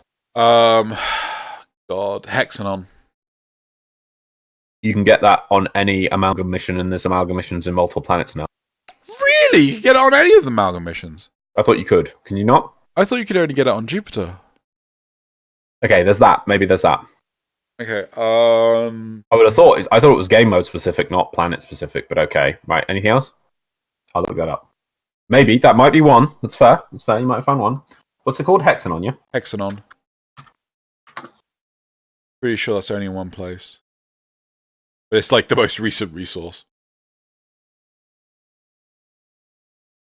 But again, it's Corpus, so like, are you going to see Kuva Liches on a Corpus settlement? Fair. Any of the wiki says disruption on Jupiter only. Yeah. Yeah. So and Jupiter in general. Okay, so there's that one. That's a fair point. You might get a Kuva Lich on Jupiter. There's one. But what was the resources on? I want to give you your plus point. Oh, that's a fair point. If the fact does, what's your plus point for general? What there was one resource that was only in one place in the solar system, and you saved it, so it's at down 2. Oh, what? Neural optic? No, neural sensors. Yeah. That's what he wanted to give you a plus point for that. Yeah. You told Steve, wasn't it? Yeah, I told Steve, those are only in Jupiter. He was like, what? Really? And Steve was like, yeah. He's like, no, they're not. Yeah, they are. He's like, and he literally looked it up at the time. I was like, oh. Well, now we have something to put on the Kuva Fortress. Yeah. There we go. But so fine, you find one on Hexanon, and you make your fair point on the open world ones as well. That's a fair point as well. That's a good point. So those are 3 things. Fair. The events of that story did not happen like that. I didn't school Steve. But anything else you're farming on a planet, you might lose a planet for a 10-minute, hour period, whatever. You can probably find whatever it is you're farming elsewhere. Oh, no, and I take all this back, actually, because I'm coming up with more things off the top of my head. Let's say I'm farming Kubro mods. I can do it on Earth. To be honest, no, I take it all back. There's quite a lot of things. You can get Kubro mods from Drax. Can you? Yeah, you get them from the... But can you farm them as easy as Kubro? No, I was my logic there I was going to go on is that you could find a different farm, maybe not the most optimum farm somewhere else in the system, but I'm taking it back. We found several things on one planet. I think you can find... No, I made a mistake. I'm going to hold my hands up. But to be fair, though, we don't know if this also includes mods as well as resources. Yeah, but I'm just going to... yeah. As for this, but the thing is, I would have thought... I'm going to take back my point, because clearly there are things that are on certain planets still, so I failed on that point. But... Oh, better yet, it might actually be condition overload, which is only available from one specific enemy in the... Sorry, Clem, yes. I'm going to say Clem every time instead of God, no. Yeah. I hate him so much. Yeah. Oh, Clem, no. Yeah. You're right there. Let's say you farmed... But I can't imagine... Condition overload. I think there's going to be some stuff that's just flat out exempt. Or even so, like, oh no, he's stolen your condition overload. Well, go kill him and get it back. There was a point in the breakdown that you won't get everything back. Yeah, but I imagine, like, super rare shit you will.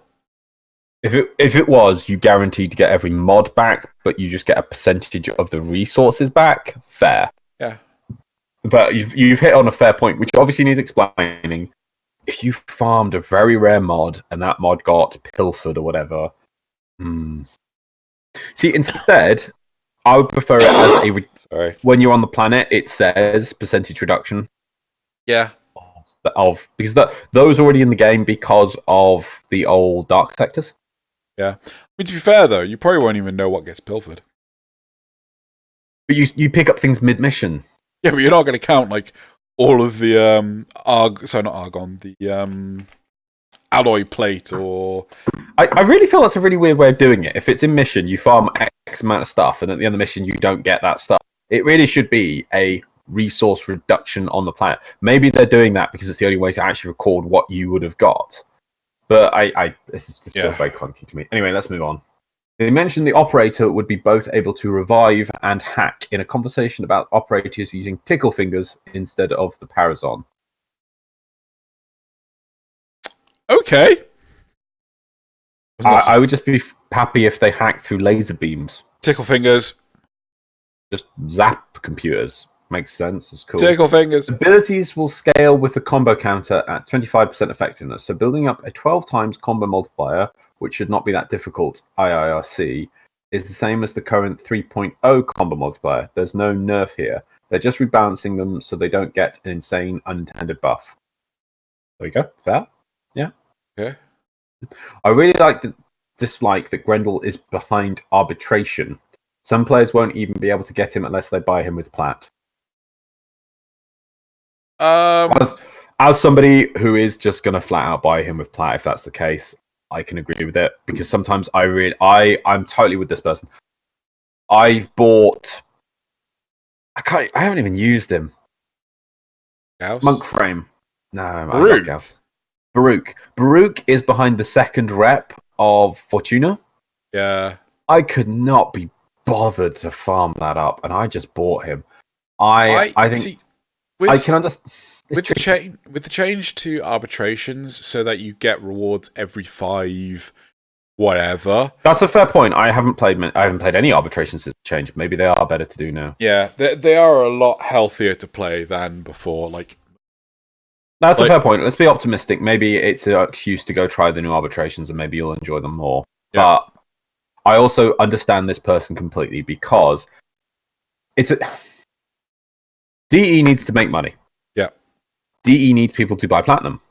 DE needs to make people buying platinum gain an advantage. Let's be fair, it is. You're gaining advantage. So they have to make it that there is some hurdle to overcome from the free-to-play players. I can appreciate this. This is just a fact, because the game is free, right? I can appreciate this. I mean, that's how they make their money in reality, if you break it down. We're being honest. We're not hiding. This is fact. That's how they make the money. They make people go, oh, I want that.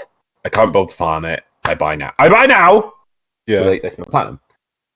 But sometimes, because for instance, I remember, they can do this in clever ways.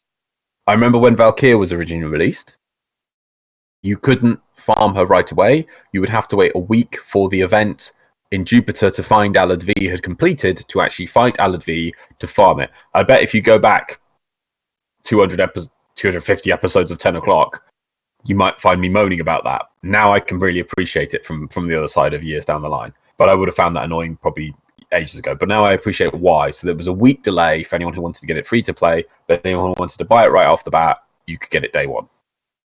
There was a bit of a delay. I don't know if that was the best way of doing it, but that was a way of doing it. But this, arbitrations.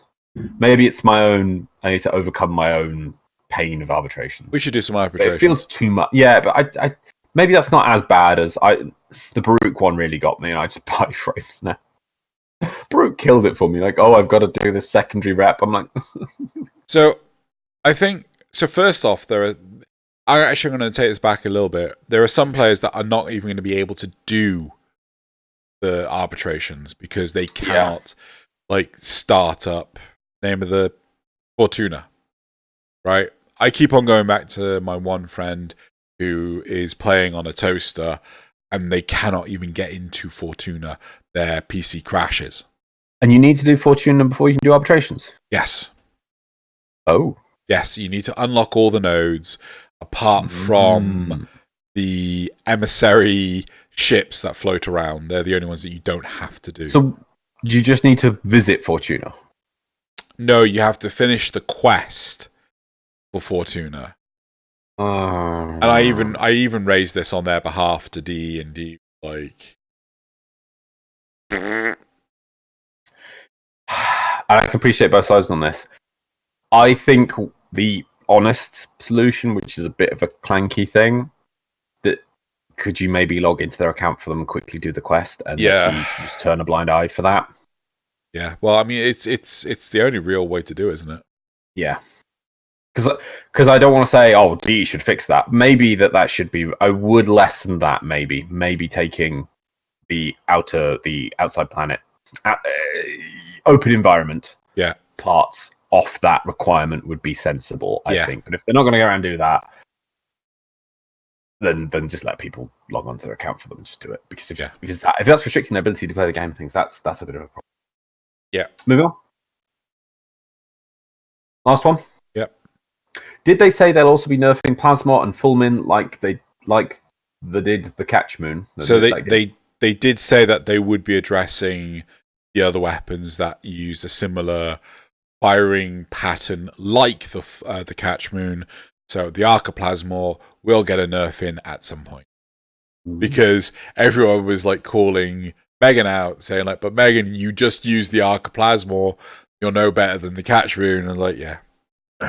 If we're all getting out of the Pexless slot is ammo or the ability to rage damage fall off range back up to where it was pre-nerf, can we just skip the whole thing? Oh, I bet the nerf is going to be more than just something you can fix with a mod.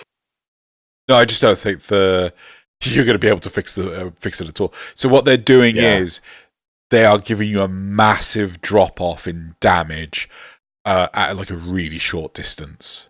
So it's going to be it'll still be good close range. As at the moment, it's just too. If they're going to do that, it's like Tigress Prime is a sniper rifle.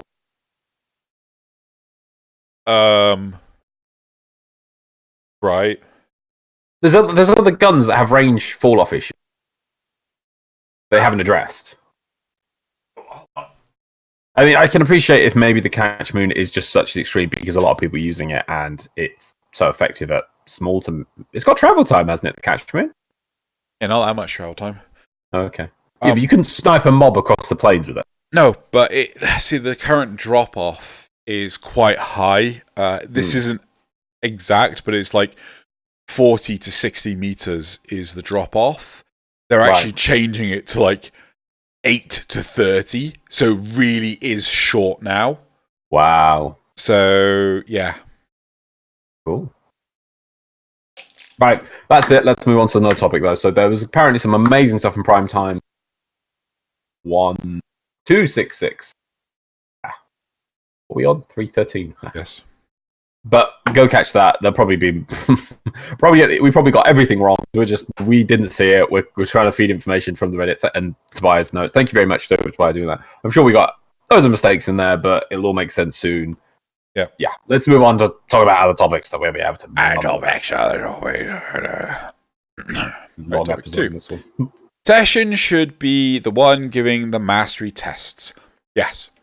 His involvement in War Within is questionable, especially his line saying he pretty much tested us all along. This is not consistent since almost nobody plays the Conclave, aka the one place where Teshin can be found aside from the quest. This made him irrelevant to the story, which makes his appearance in the quest pretty weird. There was an attempt to do a big reveal, which ultimately ended up feeling shoehorned in. When I played it, I legitimately thought, who thought that players would take this seriously despite almost never touching Conclave? So let's get to DE with this and change mastery tests and thus the story integrity to make Teshin's character more relevant and legitimate. Totally. I completely agree with everything you're saying here. This is really quite good. I think maybe we would need to look at Teshin being part of the new player experience. Yep. New player experience. The new player experience. I don't. He should be brought in a lot earlier. Or maybe let's have an early quest that's Teshin. Let's have Teshin give him an early quest. Well, not just that, but like, I don't like the idea of. So let's get to DE with this, and like. I don't know, maybe I'm just being pessimistic or whatever, but I don't really want to push DE into making a change when other shit needs to happen first. But I do agree that it would be better if Teshin was doing these tests. Mm.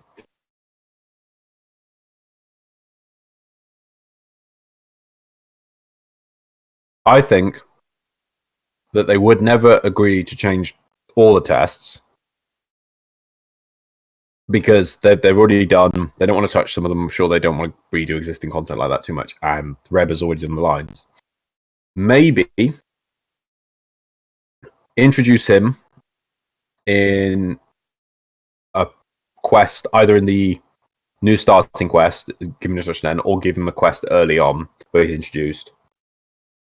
Add in bonus tests for him at every 5 mastery ranks levels. Yeah.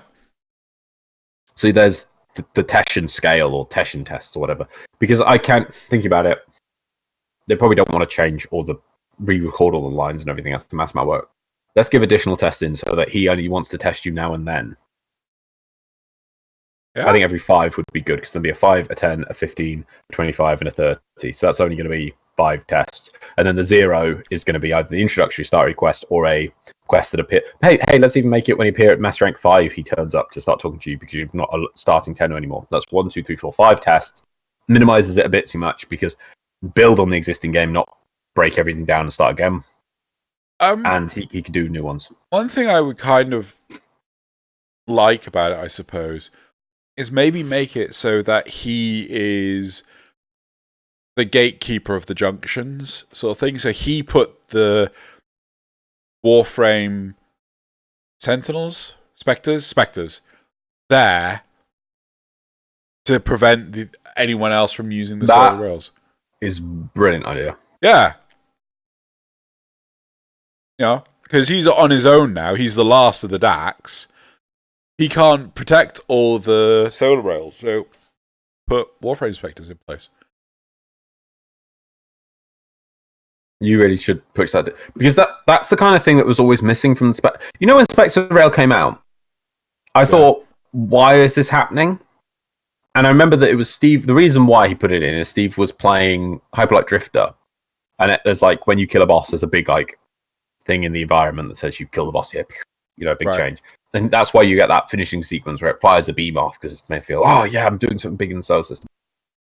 But when you get to the rail, the Spectre talks to you and you're like, well, who put you here? Why are you doing it? Yeah. If it was tied into a ongoing story of progressing through the solar system and Teshin saying, this is your next test, I need to see that you're strong enough, you must be ready for the coming storm or something. Yeah.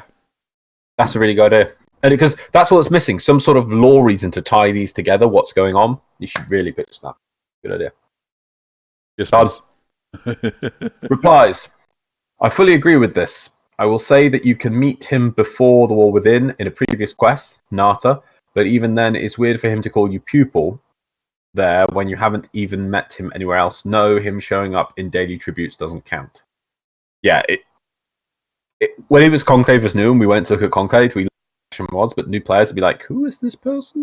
And then eventually they become quite important when you start learning about Dax, you start learning about him, the War Within, and it's like, haven't really gone.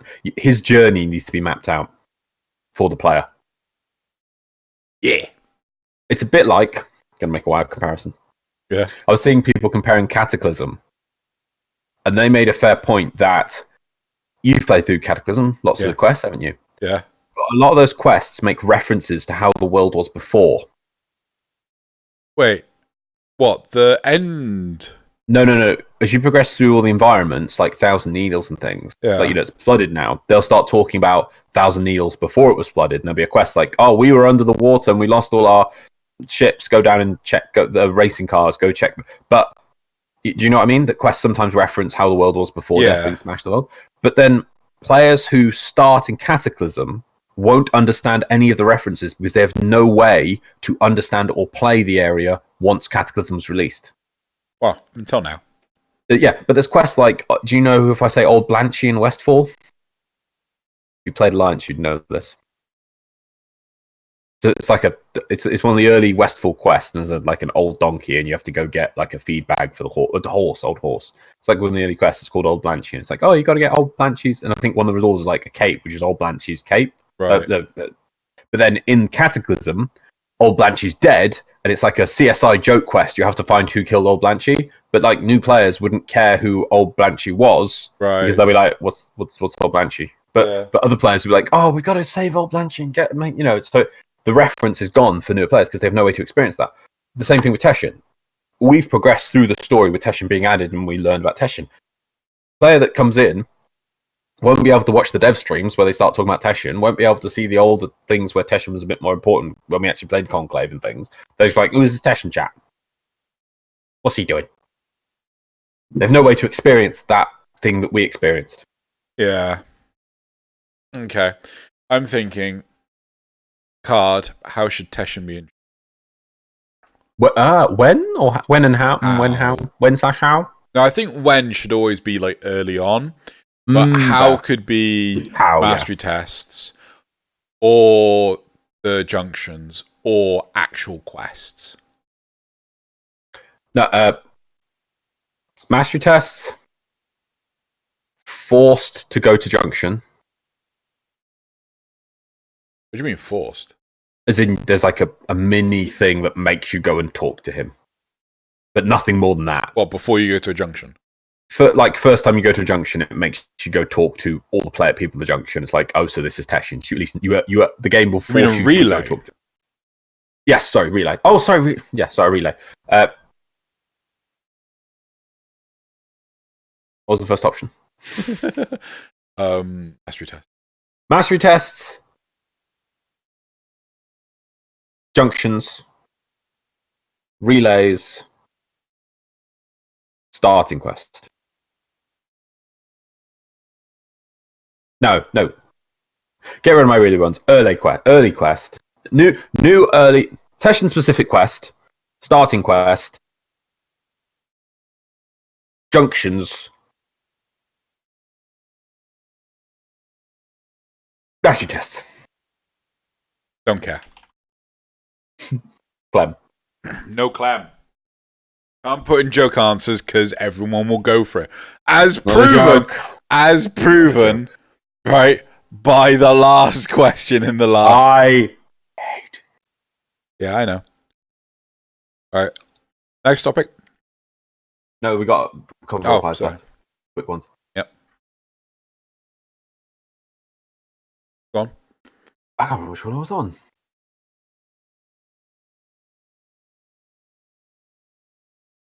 No, that was only the first one. God, I feel this would also leave questions because DE have to include another backstory based on how or why he tested Tenno. One more thing, isn't first truly introduced in the second dream when you don't know him so maybe DE planned for that to be the first introduction to him. No. I think if you have him as the one that is testing you, it's like he could have you iterate through the junctions to be the warrior that the system needs, right? You shouldn't go beyond this point because you are not ready. You need to prove your worth to travel beyond here. You are not ready. You need to be able to protect the solar system. Prove to me, Tenno, you can overcome the trials that lay beyond this junction. I mean, hell, I'd actually really like it if there were some missions where you had to go to a junction and prevent Grenier from trying to use the solar rail. Yeah, maybe a Kuvalit. Ooh.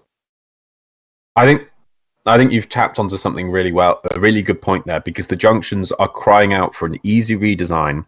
They are in the game, but they're not deep into other parts of the game. So you could give them a facelift and it wouldn't impact other things. Because all you really need is some voice lines when you land in there, and maybe a change to the enemy you fight, and that's it. Yep. I really think you really should pitch that as an idea. Fine, I will. During the reveal, I just wondered, who is this guy? I assume that's the one within reveal. Fair point. Oh, I was going to say, I do think, because obviously we didn't experience that. We did talk to Teshin a couple of times, when you got introduced and things. I like his lines because his lines are really interesting. They do allude to why he's training you and that there's multiple Tenno. Not a lot of things do that, and I really think he's quite important for that. Most of the single-player quest lines, and this is an issue I still have, and I'm waiting to see the quest that changes it, they act like you're the only Tenno in the universe. Yeah. They really do. Yep. Next point. Teshin is like Dude, Teshin is like the coolest character in the game, and I wish he was more prevalent than just the world within and Conclave. Yeah, true. Yeah. I think Teshin should do more. It's been a waste. I don't know who voice acts him, if it's in-house DE or external, but I wish there was more to him. I had to Google him when he showed up in War Within. I really do hope he'd do the mastery test and just gets more involved with the new starter quest stuff. Last one. They could remove Conclave from the game. And I guarantee you, nobody would bat an eye. Look at me. Yeah, okay. Read the rest of it. Besides that one guy on Twitter that got furious that universal medallions were valid for Conclave. Is there universal Conclave medallions now? Yeah. Where do those come? That's part of the rework to arbitrations. Oh, that's fine. That's fine. It's arbitration, Faf. That's fine. I don't care now. I feel happy now. I was like, oh god, have I missed this? Has this been the game for like 3 years and I've just not been paying attention? Oh, it's arbitrations. I should catch up on that. That's it for topic 2. Let's move to topic 3. Topic 3. So, has there been any talk of Pets 2.0 lately? No, of course there haven't. Why? Silly boy. Silly boy! No! Right.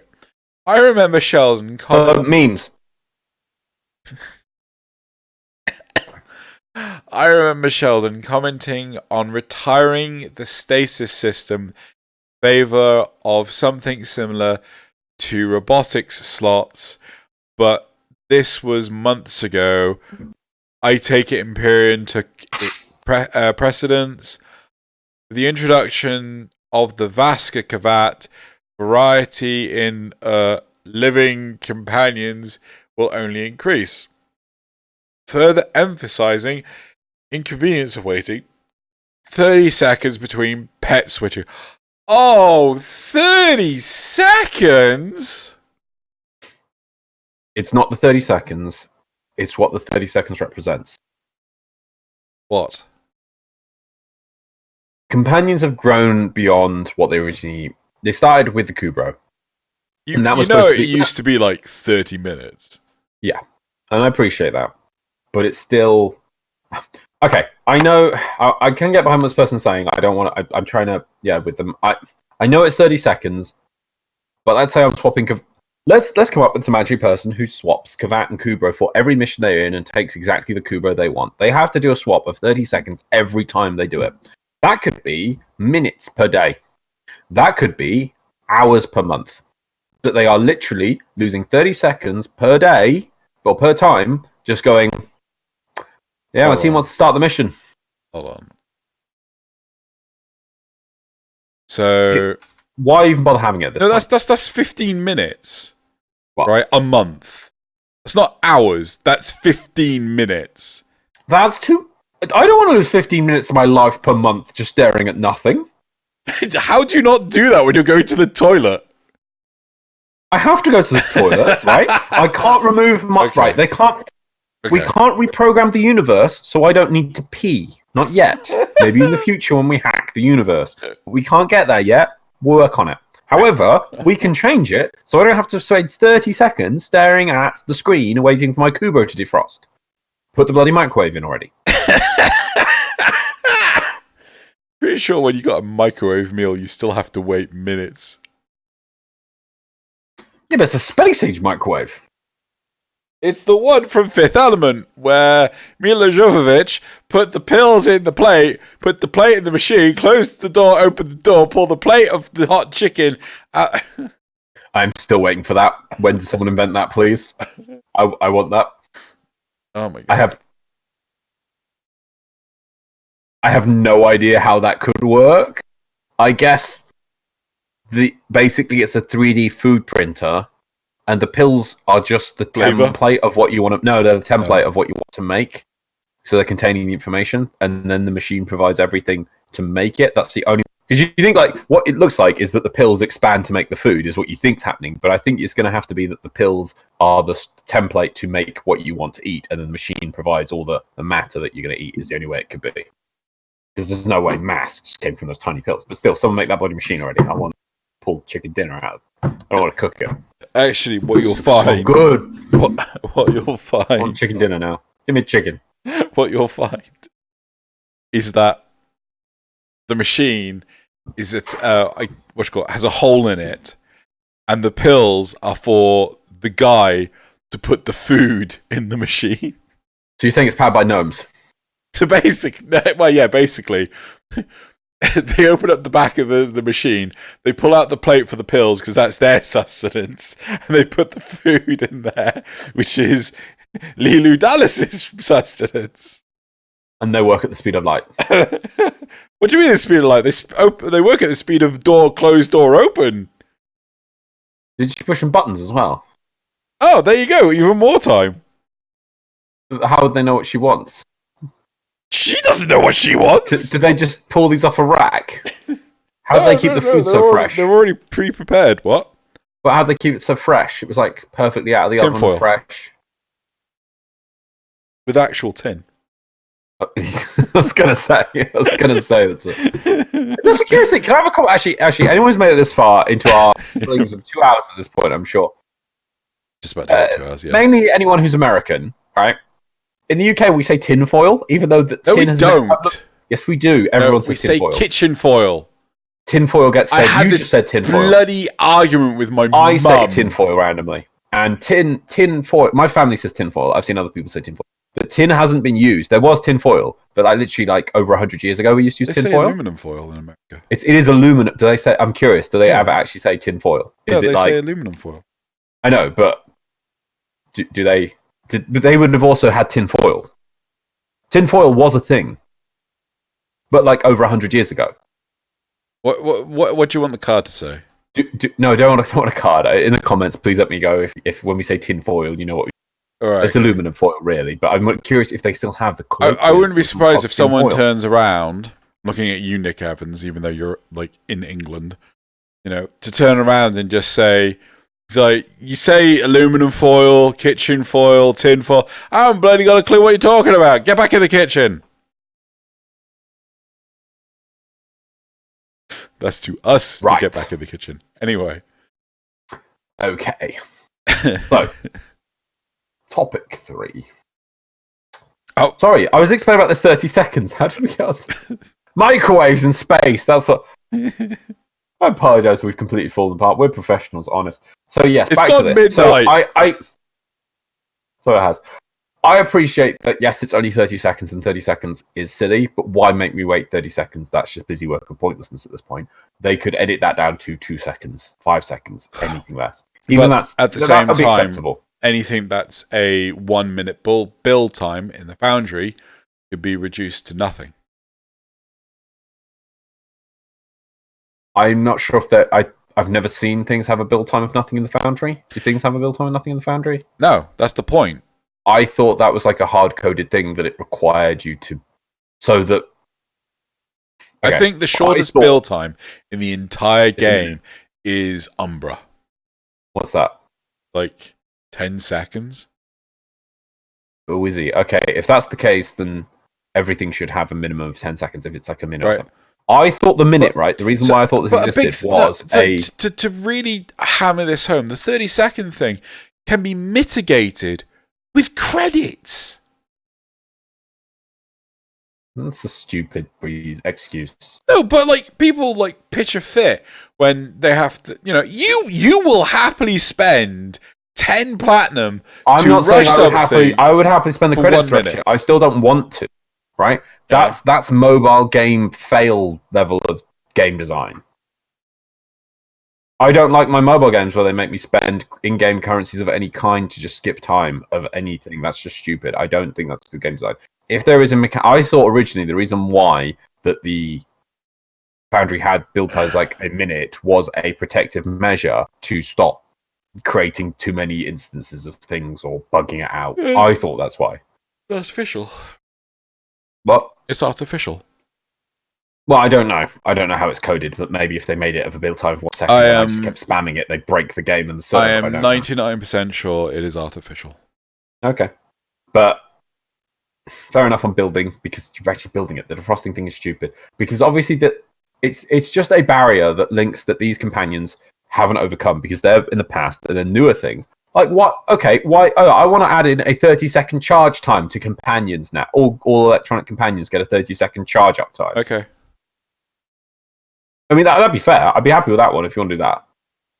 You happy with that? Yeah, I'm... Right, pitch that to D. So all the mowers and all the sentinels, and I know you don't use them that much, and I'm the one who uses them, so I'll be the one to suffer, but I'll be fine with it. Let's give them a 30-second charge-up time, if you have to have a 30-second defrost time. Why not? As long as you can rush it with credits. Yeah. You gotta make it equal. Yeah, perfectly equal. Okay, let's... I don't think you should, but I mean, that would at least be fair. It is a vestigial relic of the game that this defrost timer exists at all. Yeah. So there's no reason for it anymore. Well, I think out of all the things that are wrong with animal companions, this is low on the spectrum. Right? Yes, but that's because it's fundamental to where the hell is Pets 2.0. Yeah. So I think bigger issues with companions are the fact... Okay. Okay, sorry. Oh, sorry, you're listening. Sorry, yeah, go. Well, the go. fact that abilities are tied into breeds for a start, right? Really? So, yeah, I mean, like, why can't you... Because the whole point of the breeding was to make, like, interesting companions. Why can't abilities go across breeds? We can't do that at all, can we? Right? You either have a luck kitty or a crit kitty, right? You don't have something where you can use the charm of the luck kitty and I don't know what the crit ability is of the crit kitty, but you know, why can't we have that? Right? There is no reason for that bottleneck, right? So either allow breeding to have any form of point, or don't limit the abilities to only work on specific breeds. I can't use ammo case on my death cube. Yeah. Is that going to change? I don't think that should change. Same thing. Why? Because it's the abilities of that sentinel. But you don't breed the sentinels. You don't combine them. Right. So the fact that I can randomly... I don't breed them at all. I never do breeding. No, I just go, I want another Kubro, I want another Kavat. Yeah. I normally lazily go buy it for platinum. Yeah, but stick it in the thing. That's not the one I want. Chuck it in the bin, go get the one I want. Yeah, but the point is that there is a feature... Like, you complained about this. What was the name of those tables? I can't remember what they're called. The one that Sheldon referenced. It's the one with the whole traits, where you got dominant and recessive... Oh, Mendelian genetics, Thank you, yes. Punnett squares. Yes, Punnett squares, that's the one. Yeah. Like, they referenced it, but it never came into the game in any capacity. Yeah, well, It may have. We don't know, but butchered it or whatever it was. It was terrible. I was writing a whole thing up about it. But I thought that was mainly the cosmetics, not the type. Yeah, but like the whole point is that why is the... So that's, to me, that is one thing that I think is a weak point for animal companions, is the fact that types are still a thing, right? Why can't we just have different, you know, shapes and sizes of Kavats? Why do we have to... Is it just because there's a breeding mechanic in the game that you feel this? Yeah. You know, just take the breeding mechanic out. Why can't I stick a Exalted Blade on my Valkyr? It's not an Excalibur. You don't... It's not a Chester. But you don't breed the... Not a Smeeta. Huh? Not a Smeeta. I can't put that mod in there. Same thing. Just because there's this weird breeding mechanic which was never fully utilised, you think that we could just turn all Kubros and Kavats into these homogenous things you just slap mods on. No, I'm saying make That it really better. Right? How? You're basically saying I can have any... the functionally... I know that you say make it better. I hate nebulous things like that. But I can just stick any mods of any abilities, pick and choose onto whatever Kubro Kavat I want. So say... let's make a better working example out of this. Let's actually get the Kavats. So bye microphone. Stupid arm. God. Kavat, fine. By the way, while you're doing that, I'll explain why I don't like 30 seconds something work. At work, I have to do this thing with shutters.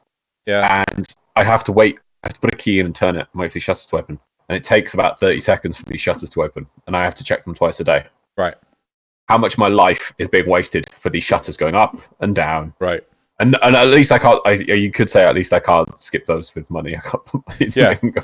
Right. So...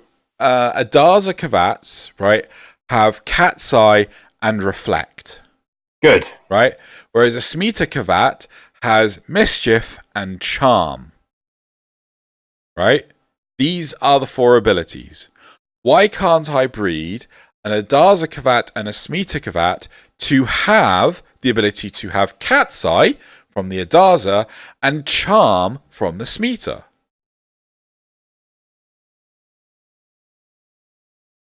Right? If we're not going to have... You basically want mongrels. But if we're going to have this breeding mechanic where we can actually mix any 2 Kavats together, right? Then why can't we have this? Right? Why don't we just have a gachapon machine, which is just like, which one am I going to get? Oh, I don't know. Right? Well, and just completely get rid of the whole DNA sequence thing altogether. Well, no, because it still applies for the visual differences of them. But that's not the only thing it applies for. Is it? I think that if you have two Smita, if you use 2 Smitas, you have a higher chance of getting a Smita. No, you will just get a Smita out. Oh, you just get a Smita out. Yeah. Okay. Right. What's your... the only... All I'm hearing is entitlement. I want to have my Kavat have the abilities I want it to have. No. I don't know. I don't know if... what you got having Cat's Eye and Charm are any worth, or having... If I would go with your system if they added but there's not enough, in my opinion, there's not enough abilities in the pools for Kavats and Kubros to justify that. Yeah. There's only 2 abilities per breed. I believe so. I believe so. I think 1 or 2 of the Kubros might have 3, I think, or maybe. But I think it's 2. I can't remember off the top of my head. I'm not an expert on... I prefer Sentinels. But there says 2. Just allowing you to make hybrids of them. And seeing as there's only really 2 types of Kavat, isn't there? Is it 2? There's the third one's coming out. The third one's coming. Well, it may allowing be you to pick and choose between those, it just diminishes them to the point of pointlessness even further. I don't... Wow. Maybe you could say that with the Kubros, but I think if the Helmet Charger has 4. Well, there's only 1 Helmet Charger. Yeah, I know, right? There's 5 Kubros, and there will now be the 3rd Kavat. Right? Like, to me, there is nothing special about... How about we just get rid of the name of the breeds at all, and all Kubros is Kubros, Kavats just Kavats, and they can just pick and choose any mod. Yeah, that's basically what I'm saying. Right. Sorry, was I not clear on that? Well, no, you kind of... It sounded like you wanted to keep the breeding mechanic, and keep the Smitas, and then you could, like, breed a half thing, and you like trying to keep... Instead of just going, just get rid of the names of them. Well, one thing you could do is go, right, okay, so there are 5 Kubro breeds, not including the Helminth, right? 5. So you could take a Harasser and... Yeah, because you were kind of saying that you got like a Harasser and a whatever, and then you could... and you would be able to access one of the mods of each of them in the new Not breed. necessarily, but yes. Yeah. But do you know what? I would... Seeing as the great comparison is you've just outlined it there, is comparing Kavats to the Helmet Charger. Yeah. You have 2 separate Kavats, which there's 2 mods for each of them for the 2 breeds. Then you got the Helmet Charger, which has 4. It's like, well, we could just make the Kavat have 4. Yeah. and just call it a Kavat. Seeing as that, yeah, but maybe. But then we actually have Kubros. Kubros will have 10. Kubros are the tricky thing. Kubros have 10. They are moving in the direction of they could have done. If they did another type of Kubro, you could have. Then you have enough to do this weird breeding thing you're talking about. So give us more Kavats, give us more Helminth, give us more stuff, and then make the breeding actually worthwhile, right? Because choose the direction. Either go for a homogenous system, which I'm not really a fan of, but I can appreciate with the Kavats. Sorry, that it just makes them equivalent to the Helminth of just nuking the idea of breeds and just giving them access. But then Kubros, I'm wondering with Kubros if maybe part of the. I don't know if they made the breeds first or the mods first, but there might be some AI problems with some of the mods if they like the invisible ones, but then the takedown ones. I can't imagine that being the case. Okay. So I think the big thing about the AI is it's sort of like a roll the dice. What am I going to do now? So no, but the ability may have been designed without it because it was separate by breed. It would never be used when it is invisible, for instance. Okay, so I agree with that. And then it would bug out because it was never intended. But then it's coded. But then you can fix that. Breeds. You can fix that. Yes, of course, right? You can fix that. So my feel is introduce more Kavat breeds, introduce more just breeds across the animal companions, and then give more reason for the breeding at all. Right? If you want to take away the 30-second defrosting, fine, take away the 30-second defrosting. Otherwise, let us just bloody control, like, Sims level, what our animal companions look like. Right? Give us all the sliders, how tall it is, what kind of nose it has, what kind of ears it has, what kind of tail it has. Because what is the point of the breeding if we don't... Do you know what I mean? I'm starting to come around to a concept now. Now, like I said with the whole breeding thing, I think was to encourage trading. Yeah, that was the whole point. Trading was kind of new back then. Wasn't that they were kind of trying to come up with ideas. Wasn't that new? But they were kind of trying to come up with new ideas of things you could trade. You were really only trading mods, I suppose. Yeah. Now there's weapon parts and. Maybe you were trading primes over, but there's a lot more. They wanted to give you things to trade, and what's the point of the two limit on the scans? Yeah, the imprints. Yeah, there you go. Oh no, what? Does it only have like 3 strands of DNA? It's ran out of I was going to make it's ran out of gametes, I would say, but sex cells basically. Right. Oh yeah, that's it. But chop off one ball, chop off the other. That's. Oh, we're out. Well, bollocks. Well, literally. That's another relic, isn't it? Because it doesn't make sense. I think they were trying to like drive up scarcity for some like the one with the lotus face on the Kubro, but they never. Oh no! What? I might disconnect. What did you do? I've got to put a shutdown timer. Let me disable that. I might disappear in a second. I disabled it, but I'm not sure if it's going to go off. We'll see what happens.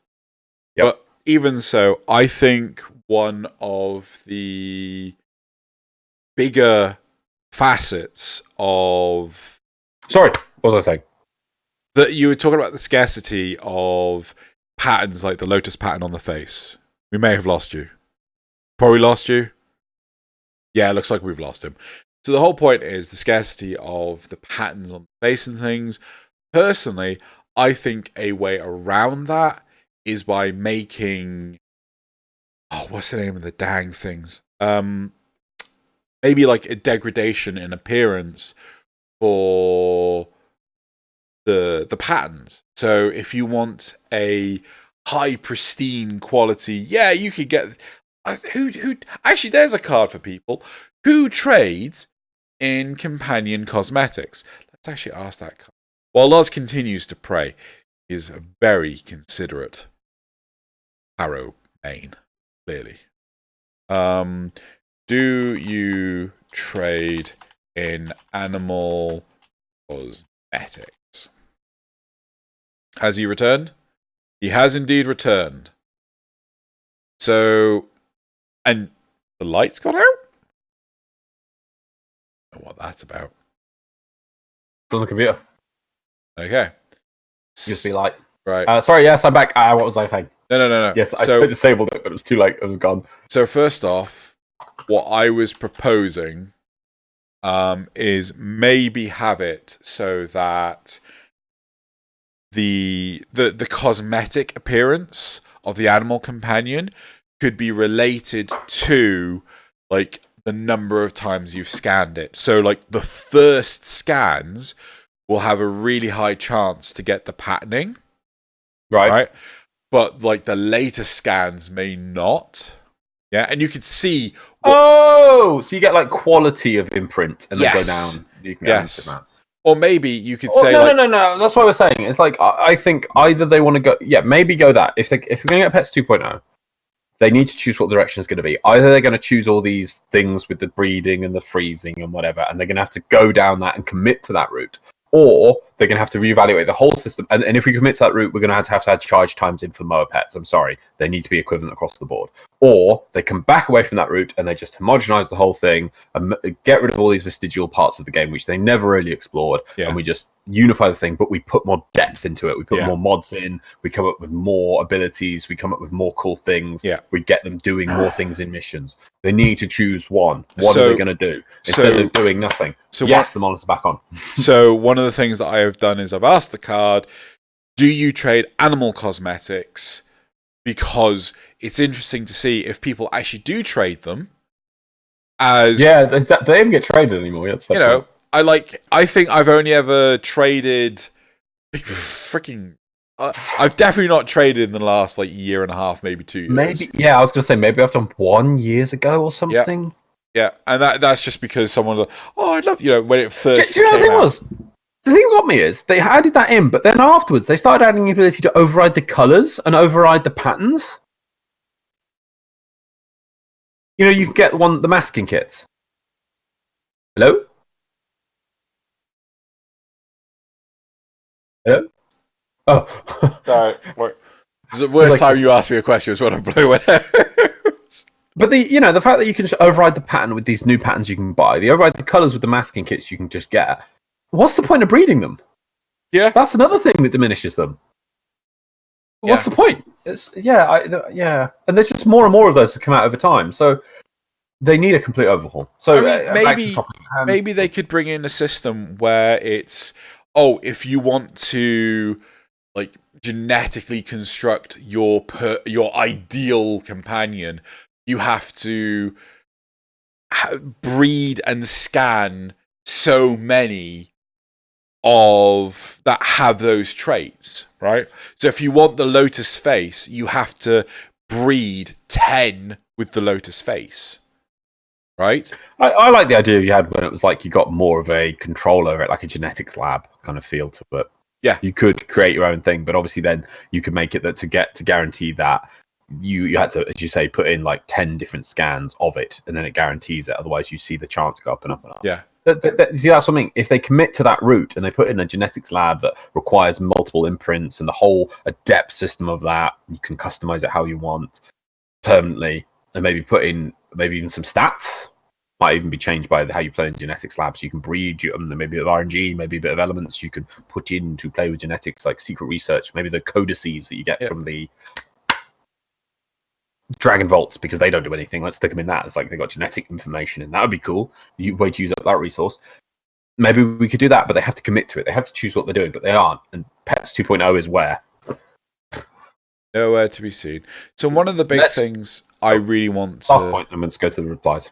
What, my last point? Yeah. Okay. I'm done, so. One of the big things that I want to know about, the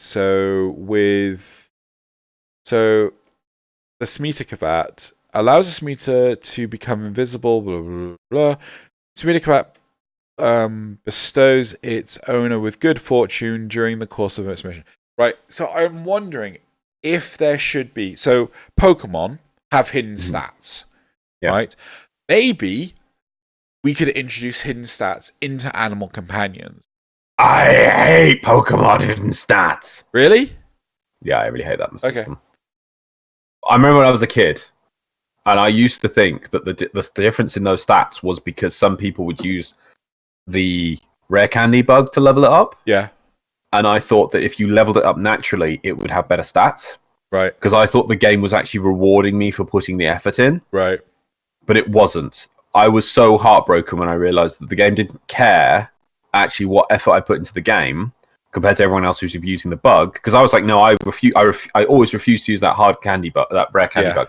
I will level my Pokemon naturally, and that's what it must give them better stats because I'm putting the effort in. The game will know the difference. No, the game just went, you are the chosen. This is the chosen Pokemon. This one gets all the stats. This one that you're leveling, you're putting all that time and effort of leveling manually. Nah, it's just rubbish. It's garbage.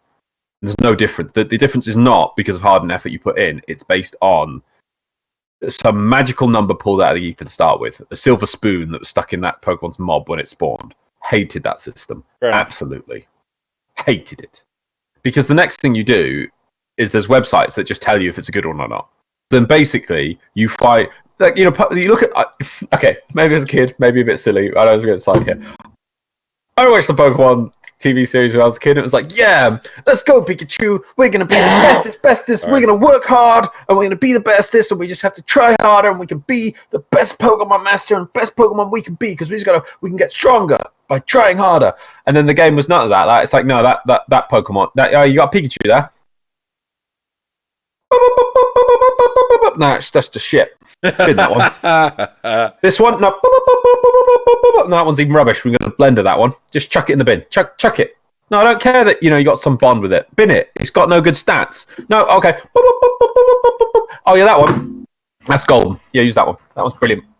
That's the best Pokemon. Yep. Silver spoon in that one's mouth. You need to level that one. I hated that mechanic because it did.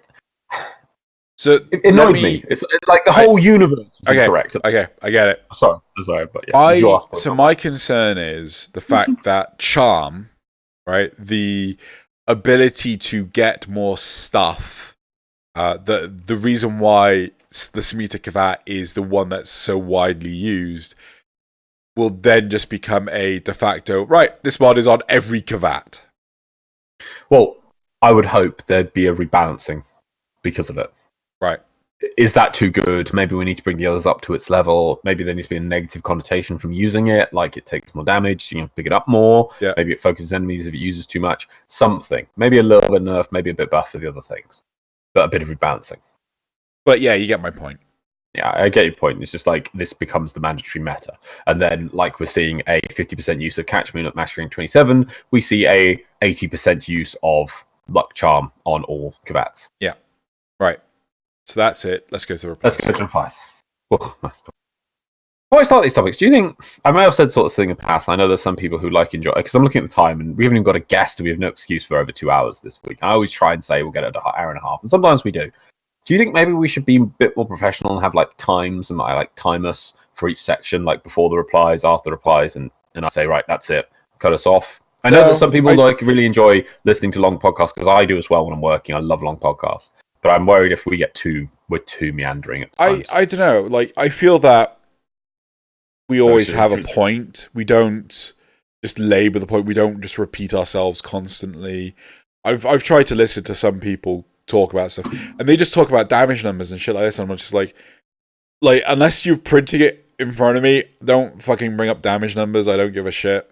Yeah, I can't follow it with numbers. But anyway, please let me know in the comments below. I do read all feedback that is put in the episode. That's a promise I make, and we always do it. Well, I always do it every episode. So please, it will be read, and I do take it all on board. So it will be read. Anyway, let's move on to replies to this topic. Sorry for these unprofessional side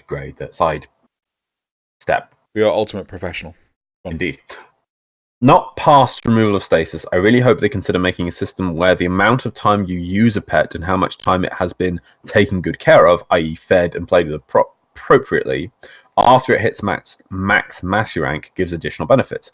Right now, I have the same emotional attachment to my dogs and Kavat as my Sentinel, which is to say not much at all. See, that's what I was saying. At the moment, the system is sort of in a halfway house where it's got some of these things. We have to pet the dog, but you don't feel like you're really getting attached to your pet. And it was just an excuse because Reb, you watch it, look, I pet cat, isn't that cute? It's so that's why they put it in, and then they tied it to damage numbers, but it was just it feels robotic that you do it. I must keep happiness at maximum so that does damage. Good pet. Good pet. So just to highlight, unless I've been doing it wrong all these years, you don't have to keep your Kavats at maximum happiness. You have to Kavats, yeah. It's the Kubros you have to do. Like, I do actually go around on occasion and just do pet my Kavat just for, it's there. It's just to do. But that's one thing I always hated with Kubros, and it needs to go. It just has to go.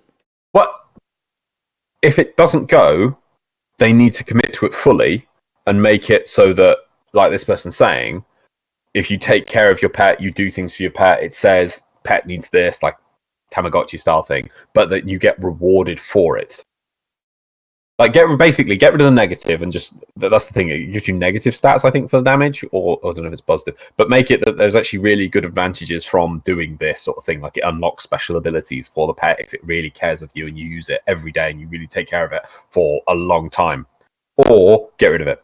Yeah. Don't have this halfway house where, like, just the Kubros have it. So I don't even want to use Kubros. They're just so much work for no benefit. They're needy as fuck. Yeah, just for a thing. I'm like, if I wanted one, I'd go for a helmet. I don't know if helmets have the same. Do helmets have the same? Yep, the helmets have the same problem. Oh, they have the same problem. Okay, well, I'd go for a Kavat then. Yeah, I'd go for a mower, to be honest. Go for a robot. It really puts you off. This loving, cuddly companion. No, I'd go for a robot, thanks. Don't have to pet the robot. Well, let me pet my robots. But I see what I mean. It's a halfway house at the moment where we've got these negative mechanics for not much benefit. Either they need to commit to it fully and give us a cool system based on it, or just get rid of it. Next point. New cat is cool, but will not be used by the majority of players. Simple reason. Smeeta gives us double chance when we farm Kuva and stuff. Most of the time we can't be fucked going through the stasis animations. I would use my other Kavat a lot more, I know it, but I just can't be arsed going to put it back in stasis. Drag the main guy out, repeat for every time I want to run a flood. I agree. The UI on it is a lot of... The UI is like, go to one tab, click pet, are you sure, pet flip, go there, come out, go to Arsenal, select pet, then you can change pet. Yeah, no, it is a lot of work. My answer to this is corrosive projection. I can't be fucked to swap auras all the time. I just leave corrosive projection on. Yeah.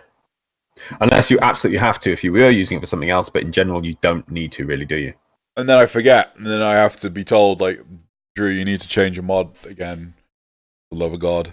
Take off that. But my point was that if you... the Dragon Keys, but let's say you were... If there was a reason to use another... There are reasons to use other auras. There really isn't another reason to use other Kavats. Like, this meter is just... Yeah, it's just too good. Yeah, see, that's the thing. The UI being in separate areas as well. Like, you can't even do that from the Arsenal. You go to the Arsenal... Yeah. And you go to companion, and it just says companion frozen. If even doesn't even got it out, it's like, let's say it says the Smeeta Kavat's there. Right. I want to change the Smeeta Kavat. You can't just click and change to the other Kavat from the Arsenal. You have to come out of that UI, go to the pet thing, click on it, go to stasis, go put pet in stasis, go pick the new pet, come out, skip or wait 30 seconds, right? Then come back out of the Arsenal, go back to your Arsenal. Go out of the pet UI, go to the Arsenal. Go select companion, go select pet again. Go select new pet. That's busy work. Yeah, it's too much. Yeah.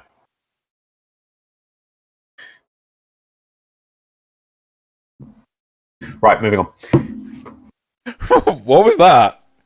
I'll tell you later. I want loyalty/integrity swapped in function, meaning pets deal less damage in combat over time if you don't give them enough scratchies. Whereas DNA integrity only degrades if your pet goes down or dies during a mission. Say 5% for being down, 20% dying. Boom, done. Still have to take care of them, but not ticking cancer management. Not the ticking cancer management we have at the moment. Yeah. Well, that is just that's just Kubros. I would say that the 5% for being down a mission is once, and that's it. Not every instance of 5% downed in a mission. Like, if it gets downed in a mission at least once, 5%. If it gets down twice in a mission, it's still capped at 5%. Yeah. Otherwise, like, it's down 5 times in a mission. 25%! It's like worse than dying. It's like... Yeah. Because in some missions, you do get to the point where you brong the wrong Kavat and it's just getting downed every time. And some people were like, I will always save any Kavat I see. And it's like, it's been down 20 times. Oh, that's going to be at 0%. And then you come back and it dies permanently. It's like, oh no. Right, but yeah, again, this person is saying, commit to it fully or get rid of it, I think they're saying. Yeah, commit to it fully. Just, DNA integrity guys, only pet goes on mission. They're saying swap. I mean, pet steals less damage. Yeah, maybe that would be better. But no, actually, they're just playing with current system. It's better, but it's still not the whole commitment. Yeah. Right, moving on. That's it for topics. And now we are going on to the memes. I hope you have prepared ultimate memes. Yeah. What? Yeah? Ultimate memes? Ultimate memes? Ultimate memes. No, they're not ultimate memes. They're only memes of this last week. Okay, you ready? I just want to make sure they're in the document. No, I've just highlighted everything white. No, what have I done? Where's color? How do I change color text? Just leave it alone. I see it. No, I need to change it. Oh my God. Where is it? Formal styles? There you go. What? That's just highlighted it. Oh, now it's appeared. That wasn't there before. You've highlighted it. No, none. Yeah. Where are you highlighting it? There you go. There you go. Good. Right. They're done. Right. First one. Oh my God. Meme frame review. So these are all from the Me Frame Reddit. Check on here's a hilarious one to start with. It's Orican Cell. That is genius. Loz, what is that? Orican Cell. No, that's genius. Actually, it's perfect. Moving on. Number 2. Everyone's favorite game mode. I prefer the real PvP. I said the real PvP. Perfection. So Conclave into Frame Fighter into Conditions Radiation Hazard. The perfect PvP. The real PvP. Yeah, love this. Number 3. Sucks to be the operator. My Warframes? Yeah. Buff. My operator. I don't even know what that is. What is... It's Mickey, but it looks like the middle of his face has been caved in. I don't know how. What the hell? This was like the 3rd highest upvoted this week, and it's only been up for a day. So, yeah. But it does point out, it is very key points to the game. Operators are just... missing half their face? Clearly. Right, moving on. Clearly. Number 4. Grendel in Arkwing. Nobody. Grendel in Arkwing.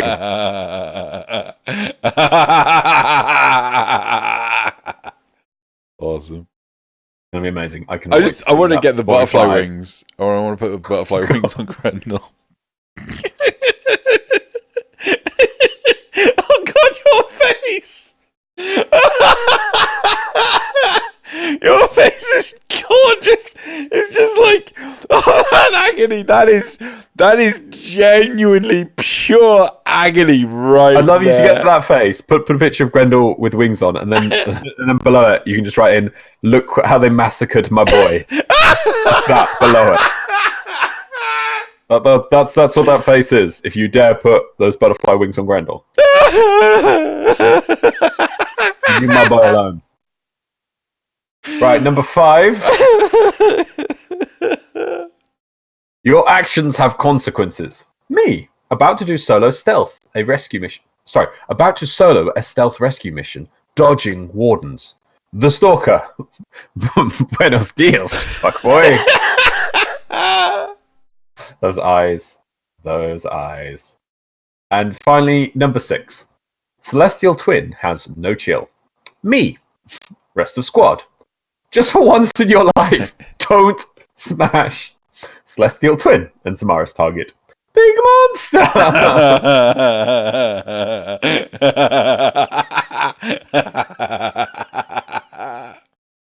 Oh, Celestial Twin, when will it learn?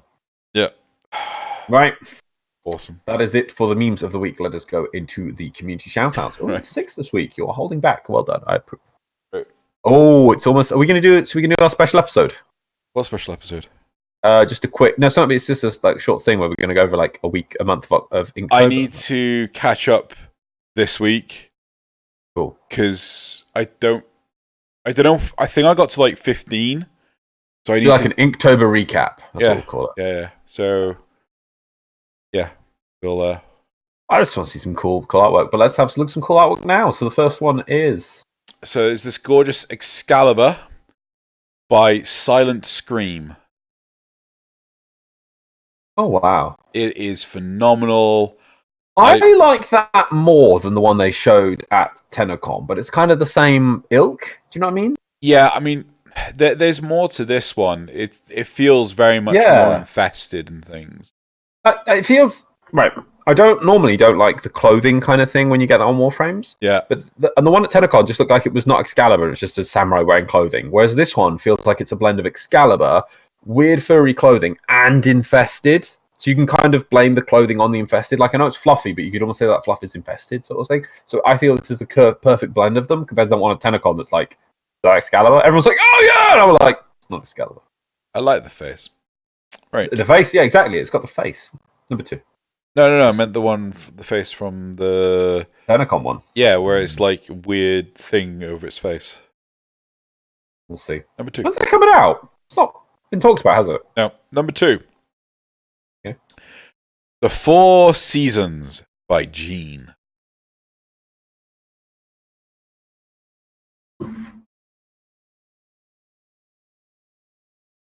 No? Yes. No, I like it. Wisp, though, autumn. Oh, what? Well, you've not really got much of an alternative. Titania? Really? No, actually, thinking about I'm trying to think how it feels. I suppose autumn, you could say harvest, and you've got is the kind of the theme of autumn, which isn't really autumn style, but what we do in autumn. And you could sort of say how there's the what are they called? Totems? Oh, reservoirs. Totems. You could say it's like sort of like harvesting from the energy from them kind of thing. I like this. I would love to see, maybe not with capes, no capes, but I would like to see a Tennogen set for these 4 as seasons. I think that'd be really cool. Yeah, I love the concept. 4 seasons. Yeah, like a elite team. The 4 seasons. Like it. Number 3. Number 3 is this amazing Nidus by Hag. What? I just feel it's breaking into a rap. Yo, yo, yo, I'm Nidus, yo. Is that arm that's like that? I'm not quite sure how you're getting. I'm Nidus, yo. Look at me and my infested, yo. Okay. I can't rap it. But you know what I mean? You know what I mean, bruv? Look at that. I understand where you're coming from, but that's certainly not where my mind goes. That's where my mind goes. Right. Evidently. Okay, number 3. That was number 3. Number 4. Excalibur's playing Monopoly. I saw this. I thought this was bloody amazing. I swear, if I had Magic the Gathering cards, I would have made a pic of them doing that. So sorry. Anyway, Excalibur hasn't forgotten about Mag. So sad, broken. It has cool Rylo's fan art.